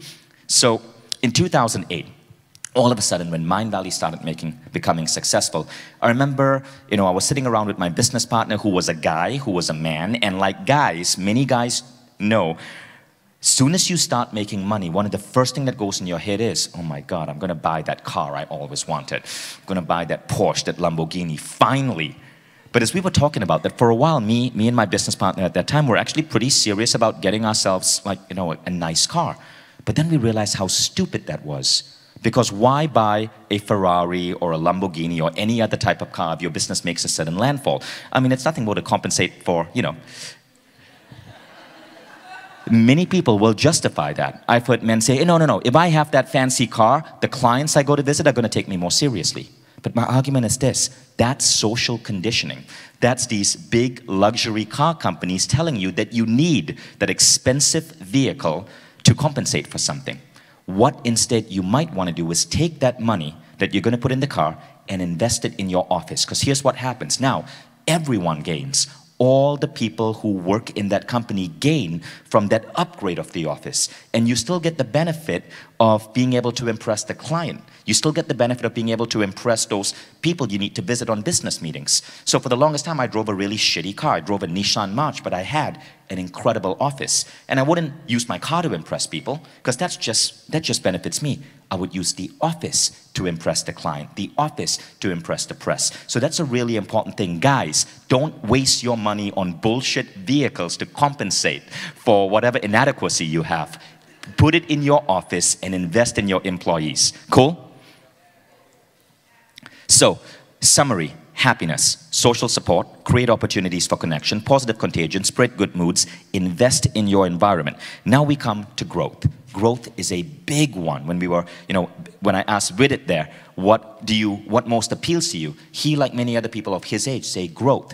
Especially if you're talking to millennial employees, they care about growth a lot, because they know that at that particular era of their life, growth is what is going to fuel their success and happiness further on. So growth looks like this. Now, many companies get this wrong, and I got this wrong when I first started. When I first got into positions of management or leadership, this was my favorite quote on leadership. Leadership is getting other people to do things you want done because they want to do it. It's by Dwight Eisenhower. And I thought, man, Eisenhower, amazing leader, and he was for his era. But today, that kind of leadership is the kind of leadership that could make you mobilize 1 million men to fight a dumb, useless war. It doesn't apply in today's world. So what we felt was a better way of leadership, and we documented this as what we call the Mindvalley management philosophy, is this. Leadership is recognizing that we are all one, that every person you lead is as brilliant as you, as talented as you, and has the same capacity for growth and accomplishment. They simply need to be reminded of this fact. Now, when you read that, what does it sound like? Coaching, right? It sounds like what we are saying is leaders are the best coach. Now, we came up with this in 2010, 2011. There was no scientific data for it. It was just what we felt. But this past year, Google released a study. And Google wanted to identify what were the qualities of their best employees. And they thought it was going to be STEM, science, technology, engineering, math. Turned out the quality of the best employees at Google is coaching. They were the best coaches. So now I can say that there's actually scientific studies on this. If you want to be a great leader, you need to be able to create great leaders. Yes or yes? Okay, so here's one of the ways that you can fuel growth in your company. You help your employees establish their personal vision. We once had the luxury of having Bill Jensen, the author of Hacking Work and Future Work, come and speak at our office. And I pulled Bill after his speech aside and I asked him, Bill, what's the future of work? And he said this: the future of work is not just about getting employees engaged with a company's vision. Future work will be about being engaged with an employee's vision. Now, how do we do this? Well, guys, I've given you the methodology. It's called the 3 most important questions. Do you guys remember this exercise from 2 days ago? So it's about teaching them the difference between a means goal and an end goal. Having people do the exercise to identify their experiences, how they want to grow, how they want to contribute, letting them see how each connects to the other. And then, when they are done, celebrating that. Now, what we do with these sheets of paper, so here, this is one that we did for Veena, who was actually a speaker at Mindvalley U last year. You can see her experiences, her growth, her contribution. You can see she wrote down things such as, I want to visit Spain, I want to visit Argentina, I want to read 12 different books a year. And then we as a company support each other with this. So that's the really cool part. Now, this is an example, okay? This was a woman called Luminita who was working in customer support at Mindvalley, and she wrote this down, and I'm just going to highlight a couple of things. So I shared with you a couple of examples of how these things seem to cause magic to manifest. Luminita wrote down she wanted to be a world-class photographer, she wanted to travel internationally, she wanted to be a writer, and we supported her. For example, because she wanted to be a world-class photographer, on one particular A-Fest, when we needed extra hands with photography, we hired her to come and take photographs. So we helped her with her dream. But something really funny happens when you do this exercise. In her case, she ended up writing an article called 15 Things to Give Up to Be Happy. She was maintaining a personal blog while working for Mindvalley. And for the first 6 months, nothing happened to the article. Then all of a sudden, people started sharing it, and you'll see up there, it got 1.2 million likes on Facebook. It became the most viral personal growth post in the history of Facebook. And next thing you know, she got a book deal from Penguin. So she got paid to write a book. She became a published author. What she wrote down happened. Now, of course, she left the company. But that's okay with us. That's absolutely okay with us. Because when people hear that story of Luminita, what do you think happens? They join Mindvalley. And we started getting a flood of applications from Romania, where she's from. Because guess who she asked to write the foreword for that book? Me. So these things come back to you. It's like good karma. Now here's another example. This is Amir Ahmad, okay? Amir Ahmad Nasser joined Mindvalley at 22. When he did his 3 most important questions, he came from Sudan, and he wrote that he wanted to speak at Ivy League universities. He wanted to be a published author. He was going to be in the newspapers. He was going to be a leading world authority. At 26, he wrote a book called My Islam, How Fundamentalism Stole My Mind and Doubt Freed My Soul. The book got picked up by Foreign Policy magazine and was declared one of the must-read books of 2013. He was 26 years old. Next thing you know, he's speaking at Google's New York campus. He's speaking at the Oslo Freedom Summit. He's traveling to DC, staying at the house of the editor of the Washington Post. He's not even 30 yet. All of it manifested. And the crazy thing is, Amir's new book is coming out. He told me I can't say the title, but that new book teaches you, and it was through Amir that I learned that process I shared with you just an hour ago on how to find your values by identifying your pain. Do you guys remember that? That came from him. So my intern at 22 became my teacher. So again, when you can take people and turn them into the best versions of themselves, they give back to you. There's this beautiful karmic cycle there. And yes, they may fly away. They may go and start their next career or start their next company. But stories happen. And those stories will bring you even more brilliant people. Now, what you want to do when you do this exercise is take all of the 3 MIQs and stick it on a giant board and let everybody see what everyone else is doing. And let them collaborate. You want to let managers treat this as a blueprint into the soul of everyone that they lead. Because now, a manager will have a lunch with someone and they will have their 3 MIQ and they will know what truly drives this person.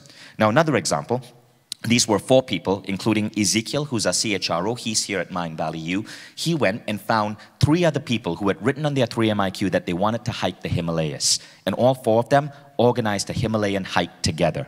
Now that is fantastic for company morale. It's fantastic for teamwork. So by taking the 3 MIQs, making everyone in the company do it, and then making it public, you actually create a culture full of support where everyone is helping each other grow. And that's one of the greatest gifts you can give your people. Now again, if you need to run this in your company, we've made it free. Go to Extraordinary by Design on the app, the Quest app. Click on Discover. You can see Extraordinary by Design over there. Just go ahead and click on it, enroll, and you will have the full 3 MIQ as a quest, and you can take your employees through it. And in that particular quest, we break down experiences, growth, and contribution deeper into these categories. So again, just get it from there, completely free. Those of you who might want to take it further, you might want to consider bringing Lifebook to your company.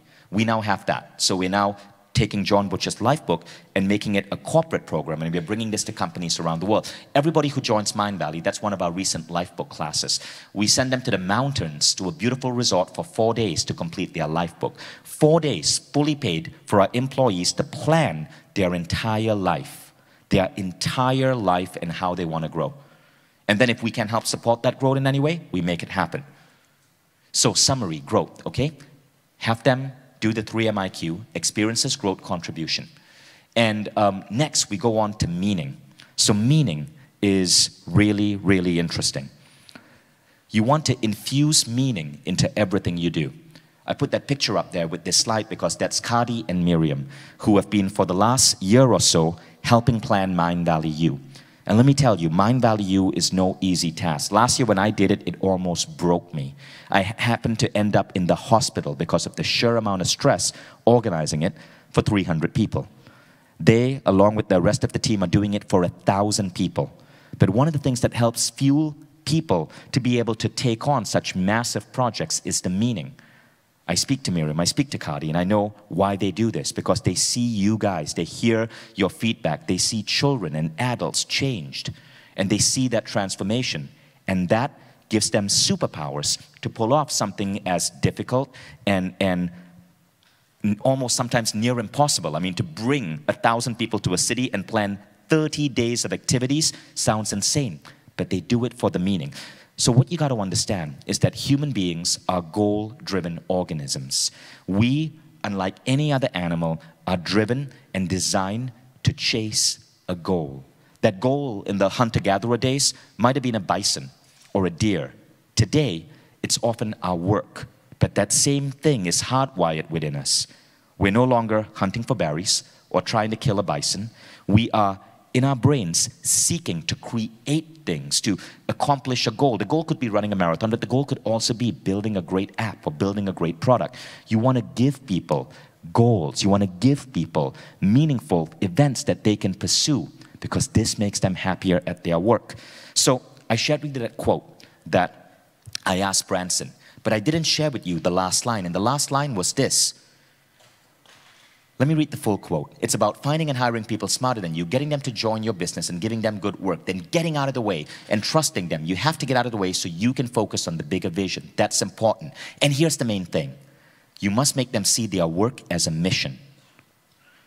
What is the mission for your company?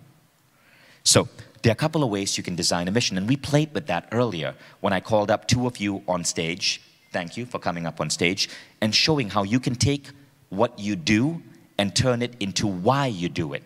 Another great way to think about your mission is something called the MTP, the Massive Transformational Purpose. This comes from a book called Exponential Organizations by Salim Ismail. Brilliant book. Go ahead and read it.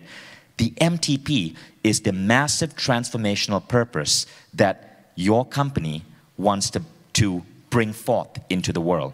See, the problem with most people is that their problems aren't big enough. The problem with most people is that they're worried about that guy or girl who didn't text them back, or they're worried about, you know, how are they going to go out for that social activity and still catch Game of Thrones? But what happens when you create the right culture is that you're giving people bigger things to worry about, giving people massive problems for them to fix. And human beings are hardwired for that. So when you tell people, look, I want you to join my organization because what we want to do is help accelerate science and technology research. Or what we want to do is help transform people using social gamification. You're giving them bigger problems for them to solve. And people want this. You're doing them an incredible favor because we are fulfilled when our life has meaning. And our life has meaning when we are trying to do good for the world. So what problem are you trying to solve with your company? This should be what you speak about at every company meeting. This should be what is on your literature. This should be what is on your career website more than anything else. And I shared with you the Elon Musk example. So in our management team, we call it the Muskian goal. What is that way of taking what your company does and Elon Muskifying it so it's so much bigger than you can imagine? And give yourself 10, 20 years. We're giving ourselves 20 years to transform education globally. But by playing at that level and speaking at that level, you attract people who are crazy enough to want to join you and do it with you. That's why this is so important. Now, there's some science for this, as usual. 1958 Gallup study on men who retire at 80. 86% kept working because they found their work fun. But 93% said they kept working because they found their work meaningful. Okay, now, let's refine this idea of meaning. So, you can take on a massive problem. But what if your company today maybe isn't doing something that is world-changing, right? Maybe you're selling t-shirts, and that's okay. T-shirts make people happy. Somebody has to do it. Somebody has to keep us from being naked. But how do you make that and turn that into meaning? Now here's another element that you can bring in, and we have started doing this at Mindvalley, and it has accelerated innovation. We call it visionary leadership. Now, visionary leadership can be defined in many ways, but what it means is leading by vision. See, many people put managers in charge of teams, and I had done that as well. It was the wrong thing to do. When you put managers in charge of teams, what happens is that it becomes about the operations of the team. And it becomes about management and KPIs, and all of that is important. But when you put leaders in charge of teams, a visionary leader, you actually supercharge that team. Now here is how it's phrased out in a beautiful book. The book is called How You Do Anything is How You Do Everything. And it's called Envisioning the Future Disposition. Having a leadership disposition means mentally envisioning a better future for yourself, the task at hand, and for those whom you labor. Leadership starts with vision, and leaders envision every moment. You could envision a feature in a technological platform, or envision a whole new product, or simply envision a way to make someone else's day a little better. You can create the new vision or embrace someone else's and make it your own. But it's about envisioning that future. If you don't have a vision, then you will fall outside the lens of how, and you are a short-term manager, task-oriented, obedient, and obsessed with and limited to what you can see right under your nose. Short-term managers tend to be reactive by nature and find themselves putting out fires more often than they light the beacons that show the way. It is a defensive posture and worries more about appeasing others than about engaging them.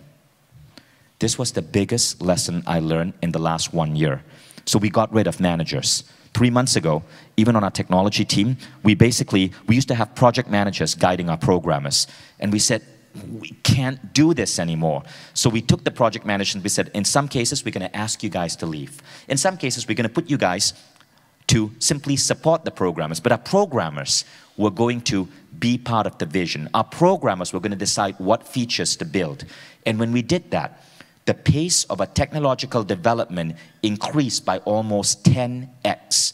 We just sped up innovation. We sped up technology. People came to me and said they were more excited about their job because we were now having visionary leaders guide the team rather than managers. In every division of your company, you want to make sure the leader of the team is not the manager. And I cannot stress this enough. The leader of the team is the one who is thinking about how to make that team best in the world, how to create the best learning app, how to create the best customer support. And they are focused on that product, that vision. This is a very, very, very important thing. Now, when you design companies like that, you basically supercharge innovation. So there's a brilliant book out right now called Powerful by Patty McCord. Patty McCord is the woman who helped Reed Hastings create the Netflix culture deck. And one of the things Patty says is that this whole thing about empowering people is bullshit. Your people don't need to be empowered. Your people are powerful. They're powerful as soon as they walk in through the door. What you need to do is give them a channel to use this power. Most companies don't do that. Most companies say, okay, you're on a customer support team, great. Your job is to answer emails from 9 to 5, and we're going to measure you in the number of emails that you answer. That's okay, but what if you applied visionary leadership to that? You said, guys, our job is in 1 year to be the best customer support team in the world. I don't care how you do it. I'm sure you guys are going to figure it out. But in addition to answering your emails, let's figure out how we can innovate on customer support, how we can be the best customer support team in the world. Let's open up a blog where we can share our best practices with other customer support teams. That, by the way, is how the Mindvalley customer support team ended up being rated #1 customer support in Asia by Nice Reply. Because in February of 2011, I set that vision to Luba, who was then running the team. And then for the next 3 years, they kept hacking away and moving towards that vision. So everything we do at Mindvalley now, every single team needs to seek to apply visionary leadership to challenge the status quo. And Steve Jobs says, great people don't need to be managed. If you have a vision, great people will self-manage, because great people, they don't want to be managed. They don't want to be micromanaged. They don't want to worry about who's approving their leaves. They just want to do epic shit. Am I right? And that's what you want.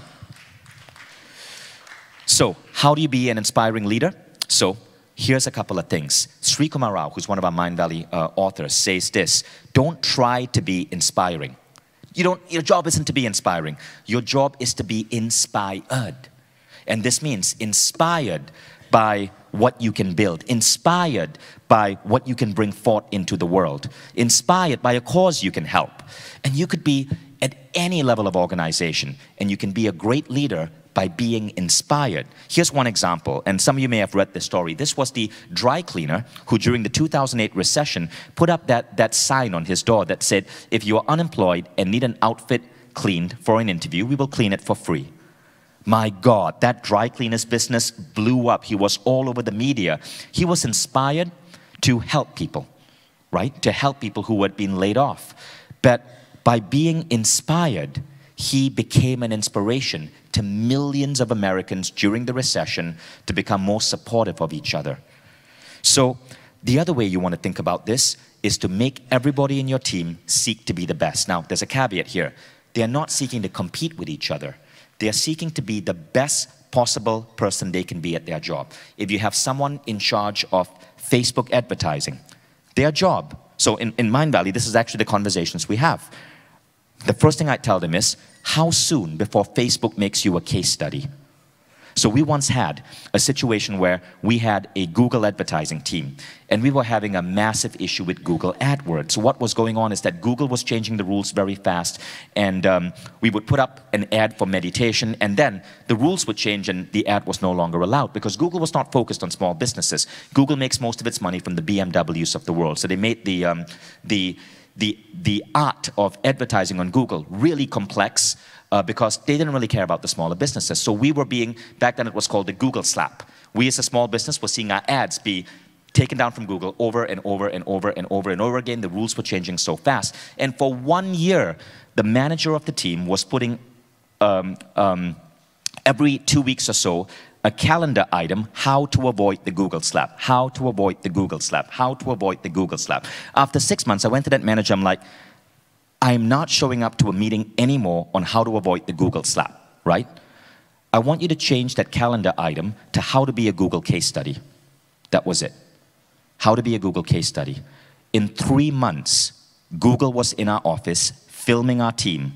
We were a Google case study. 3 months. That's how powerful you can manifest. But you got to flip that. Visionary leadership actually taps into some wicked, weird, magical aspect of the soul, of Maya or reality, and makes these visions come to you faster. But if you're nothing more than a petty manager, you're so focused on the problems of the now that those visions will not come true. This is why you want to shift from focused on the problems of the now, management in other words, to visionary leadership. Yes or yes? Okay, now, how do you keep people reminded of this? So we do this thing called mission reminders, right? And it means repeat, repeat, repeat the vision. Every time we have a company meeting, I'm there on stage repeating Mindvalley's vision. And many management books say this: if your employees are not going, oh my God, there he goes again talking about the damn mission, I've heard this 256 times already, then you're not doing it right. You must be as annoying as the child at the back of the car going, are we there yet? Are we there yet? Are we there yet? You want to keep repeating the vision. So, you know, a couple of things we do. We have a blog called Customer Love where we share all our stories of our customers. You'll notice Martha over here, Martha V, who's filming you guys for customer stories. And a lot of these go up on our blog. And, you know, these stories are not for our customers. In fact, the reason we maintain this blog is because I want these stories seen by our people.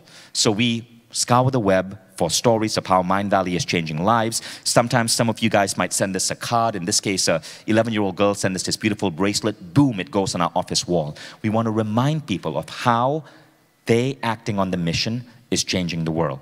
See, it's not for our employees, it's for our customers. So here's what you want to do. You want to ensure that meaning is a key part of your company. Now, there's one final part, right? So we now have covered, let's see, 3, 6. We're now at point number 7. How are you guys doing so far? So let's go on to abundance, the final bit. So I would like to keep it simple and just call this abundance. And for the longest time I did. But then we realized that abundance really wasn't it. People were not joining the company for abundance. At least they thought when they did the interview. But really what people were seeking was the end goal. Abundance is the means goal. What we really want, why we really want abundance, is for something else. And that something else is significance.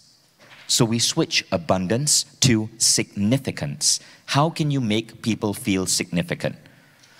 Now, a great salary is part of that, recommend that all companies pay at least 10% above market rates. But that's easy to do. You can go back and do that immediately.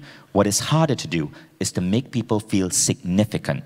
And I think all of us, there's this part of us where we need to know that our lives matter. We need to know that because we live, the world is better. We need to know that we are significant in some way. And so a key part of what you do is to engineer significance. And here's how you do it. The first thing, and by the way, guys, when I read the science behind this, it blew me away. It's frequent appreciation. Now, Richard Branson said, like flowers flourish on water, people flourish on praise. And Richard's an amazing guy, but he's very intuitive in terms of his understandings of management. So yes, this is true, but what's the hardcore science? I want to share with you the hardcore science, especially the hardcore science behind this specific ritual. It's called the 2-minute appreciation. And when you listen to Sean Aker describe this, so Sean Aker is the famous Harvard psychologist on happiness. I interviewed him on Skype. Listen carefully to this story, because if you're like me, this will frickin' blow your mind. It's called the 2-minute appreciation. And guys, thus far I've given you almost 20 different things you can bring to your business. This is the second most important. So if there's 1 or 2 things you do, this is it. Happiness may be a choice, but it requires some effort on our part. And I think it requires effort both at the individual level, but also I think for those of us that own companies, those of us that lead other people, I think that we have not just a moral obligation, but a business obligation to make sure that the people on our team are in a positive state. I think at the individual level, one of the things we found huge success with is we started having individuals each day. The managers oftentimes would lead this, but what we'd have people do at Facebook, what we had people do at Nationwide Insurance in the US, we had them every morning when they got into work, the very first task they had to do for 21 days in a row was to write a single 2-minute positive email praising or thanking one person that they know. Simple 2-minute positive email. So it could be something as simple as, thank you so much for helping me with my work yesterday. Or it could be something meaningful like, you're the reason why I come into work each day. You're my best friend here. Or it could be, you know, thank you so much for covering for me when I had so much work going on the other day. But in each one of those moments, what that person is doing is they're actually becoming, they're providing praise to somebody else. And if they do it for 3 days in a row, they get addicted to it because they think how amazing they are for writing that email each morning. But the real value, and people start writing emails back about how grateful that they are to that person. But the real value is 21 days later, if we come back in and test the group that does it, if somebody did it for 21 days in a row, it turns out that their social connection score is in the top quartile of social connection. So a simple 2-minute habit each day moved them exactly where people wanted them to be within these studies, which leads to not only levels of happiness, but promotion, productive energy, sales, all the things, every business outcome we know how to test for. So we did this in Nationwide Insurance. We were working with the president of Nationwide Brokerage Solutions, Gary Baker, who said he was a numbers guy. And he said, you know, I thought happiness research was fluff, you know, until we showed him the numbers and what we've been doing at these organizations. So he allowed us to do this intervention with his team. We did a couple interventions, but they think that this was the most powerful one. Over the next 18 months, they had a 50% rise in their revenue, which is crazy. 237% increase. Yeah, right. That's the incredible part. 237% increase in their application rates. Google flew out to see what they were doing. Their pharmaceutical company client came out to see how they were running their call centers. They started taking people off of their phones each day for 10 minutes so that they could actually have an opportunity to praise one another, to check in on a success that somebody else had and switch the leader each day. They called them huddles. Turns out that they've had they went from 650 million to 950 million in a single year with no new hires at that point, which was phenomenal. Isn't that incredible? That's 650 million to 950 million in a single year with no new hires. That's the power of appreciation. And all, if you guys didn't catch that, all that they were getting the managers to do was to start their day, setting their iPhone aside for 2 minutes and writing a letter of appreciation. So you can do this in any way. I don't like using email, so I do it on WhatsApp. So for example, just as an example, when Luke was giving his morning talk, I was at the back listening to him and I sent him a little WhatsApp message, just, you know, telling him how inspired I was by what he shared. 2-minute appreciation. But those things make a massive impact on your organizational culture. It's one of the most amazing things you can do. So if that was one of the most amazing things, what's the one that I say is the number one, right? This is it. It's called the unexpected gift. So the 2-minute appreciation is the second most powerful technique you can bring in. I believe this is the most powerful, but this requires a little bit more work, a little bit more than 2 minutes.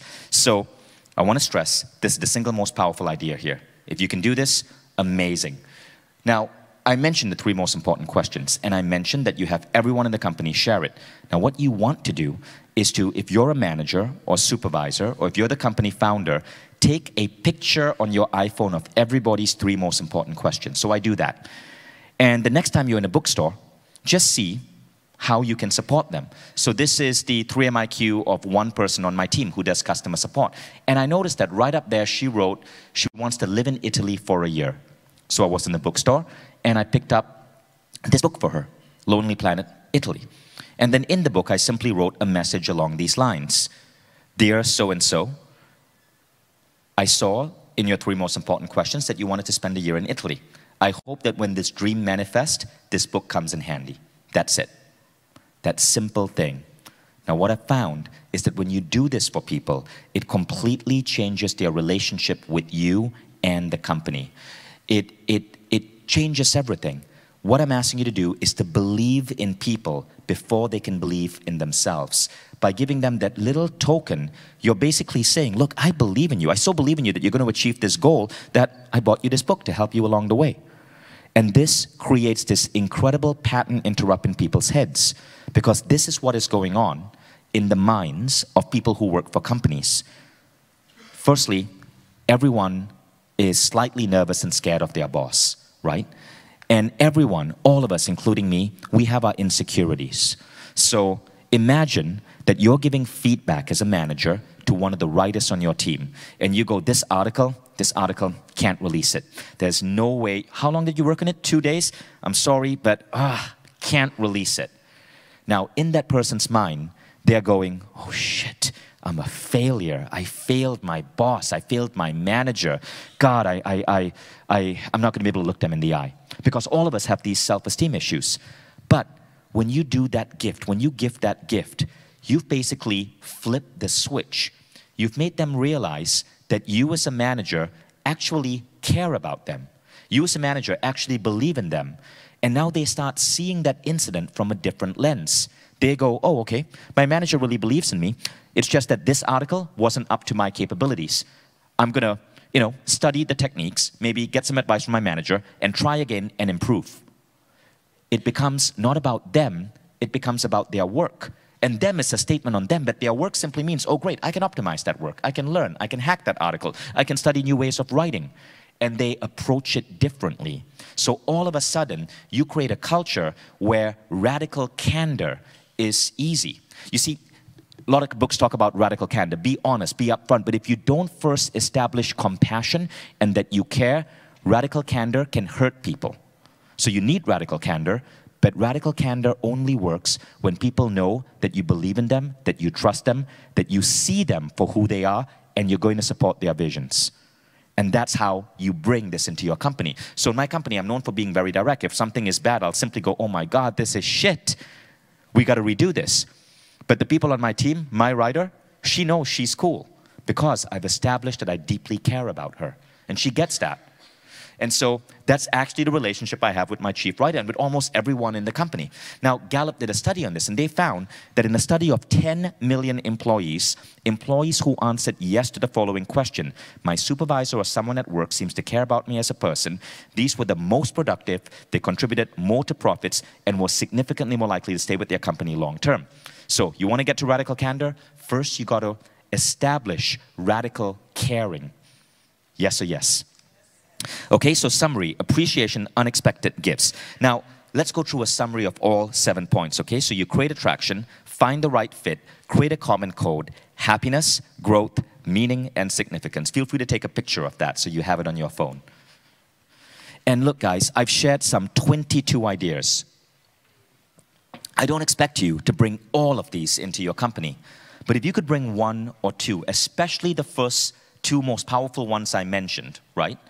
You already can make massive breakthroughs. Think about what that simple 2-minute appreciation did for Gary Baker's company. It took revenues in one single year from 650 million to 950 million. So there's an incredible science in this. Now I want to teach you one final bonus idea before we wrap up, and that's called the all hands meeting. How do you create a team meeting that basically injects all of this into your company? So we do it, and we call it the Awesomeness Report. And it's really a time for celebration and a time for updating each other. Now what you do in the Awesomeness Report, the first thing is you celebrate victories. So people might state their new SEO score or a new record for the number of Instagram followers.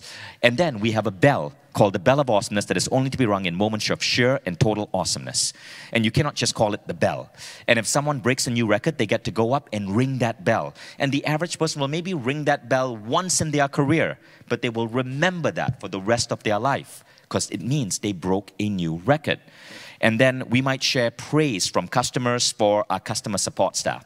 So these are all actually pictures, not of our customers, but of our customer support staff, the people answering emails, and what customers said about them. And this adds so much meaning to someone who is at an entry-level job in the company.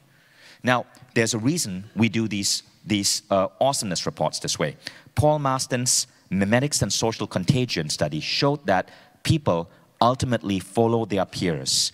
And so, when you do an A report or an awesomeness report and you are highlighting the best practices, the best behaviors, all the other people in the room, the junior employees, the newbies, you're giving them behaviors to model and follow. You're establishing the behavioral patterns of the company. So you're highlighting your best people. So one of your jobs is to constantly highlight your best people over and over and over and over and over again. Because you're giving breadcrumbs to success. You're giving breadcrumbs to the path of success for everybody else in the company.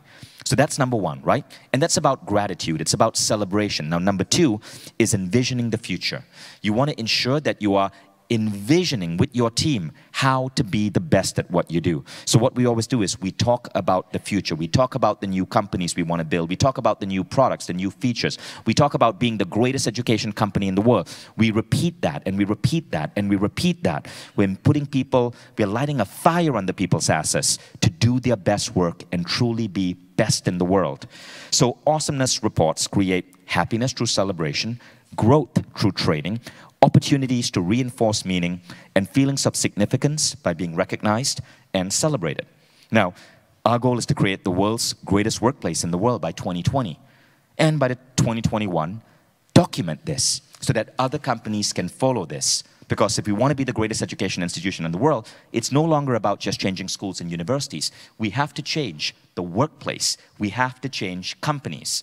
Last year, Mindvalley officially launched Mindvalley for Business. We're now working with a range of incredible world-class companies to help shift culture.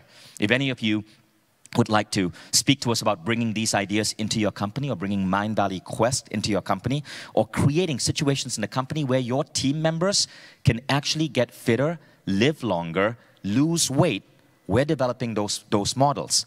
You can simply shoot an email to corporate@mindvalley.com and someone from my team will answer your question. We've had people like you guys at Mindvalley U and like AFES bring us into many Fortune 500 companies in the last 2 months alone, just when we launched this. So, you know, we want to help serve the world by getting these ideas out. If you think these are useful, go ahead and just write to corporate@mindvalley.com. Now, of course, we still have a long way to go to be the world's greatest workplace. I don't even know how we measure that, right? But all we're doing is innovating as fast as we can, testing as fast as we can to try to get there. Because I want you to remember this number. 70% of our waking hours are spent at work. And work should really be, why not, the best, most hopeful, happiest times of our life. But there's a bonus when you do this.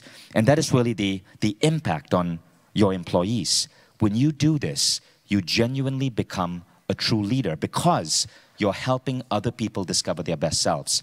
The proudest thing I have is not our products, but it's the people in our company, what they've stepped up to.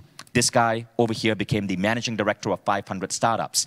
This guy who was our lead UX designer became the lead UX designer for the most profitable cell phone company in the world. Everyone who pretty much works on our events team is a legend in their own right and is tackling on massive projects. That was Amir and his book, That's Khadi on Stage.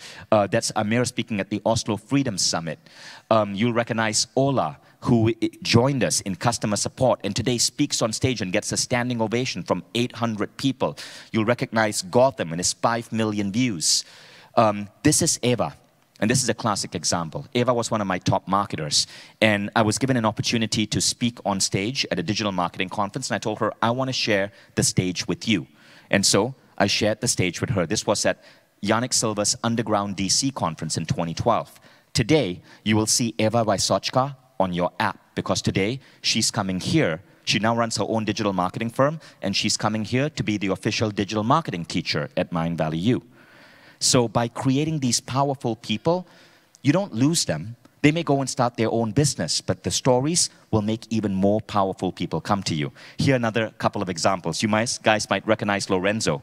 Today, Lorenzo is working with Ben Greenfield and developing Mindvalley's fitness protocols. You might recognize Laura, who organized AFest. That's Laura in an Estonian newspaper. There was one particular month, back when we had 80 employees, where in 1 month, out of that 80 employees, 18 were either in press, were either invited to speak somewhere, or had gotten a book deal. 18 out of 80. Now imagine if you can do that. You become a company filled with superheroes. And when you can do this, your mission, whatever it is, however it is to serve the world, you now are not doing that mission alone. You now have rallied around a team of incredible, powerful individuals to help you take your vision, your dream, your idea, and expand it. And it becomes their dream and their idea. And together, you guys can conquer the world. So thank you, guys.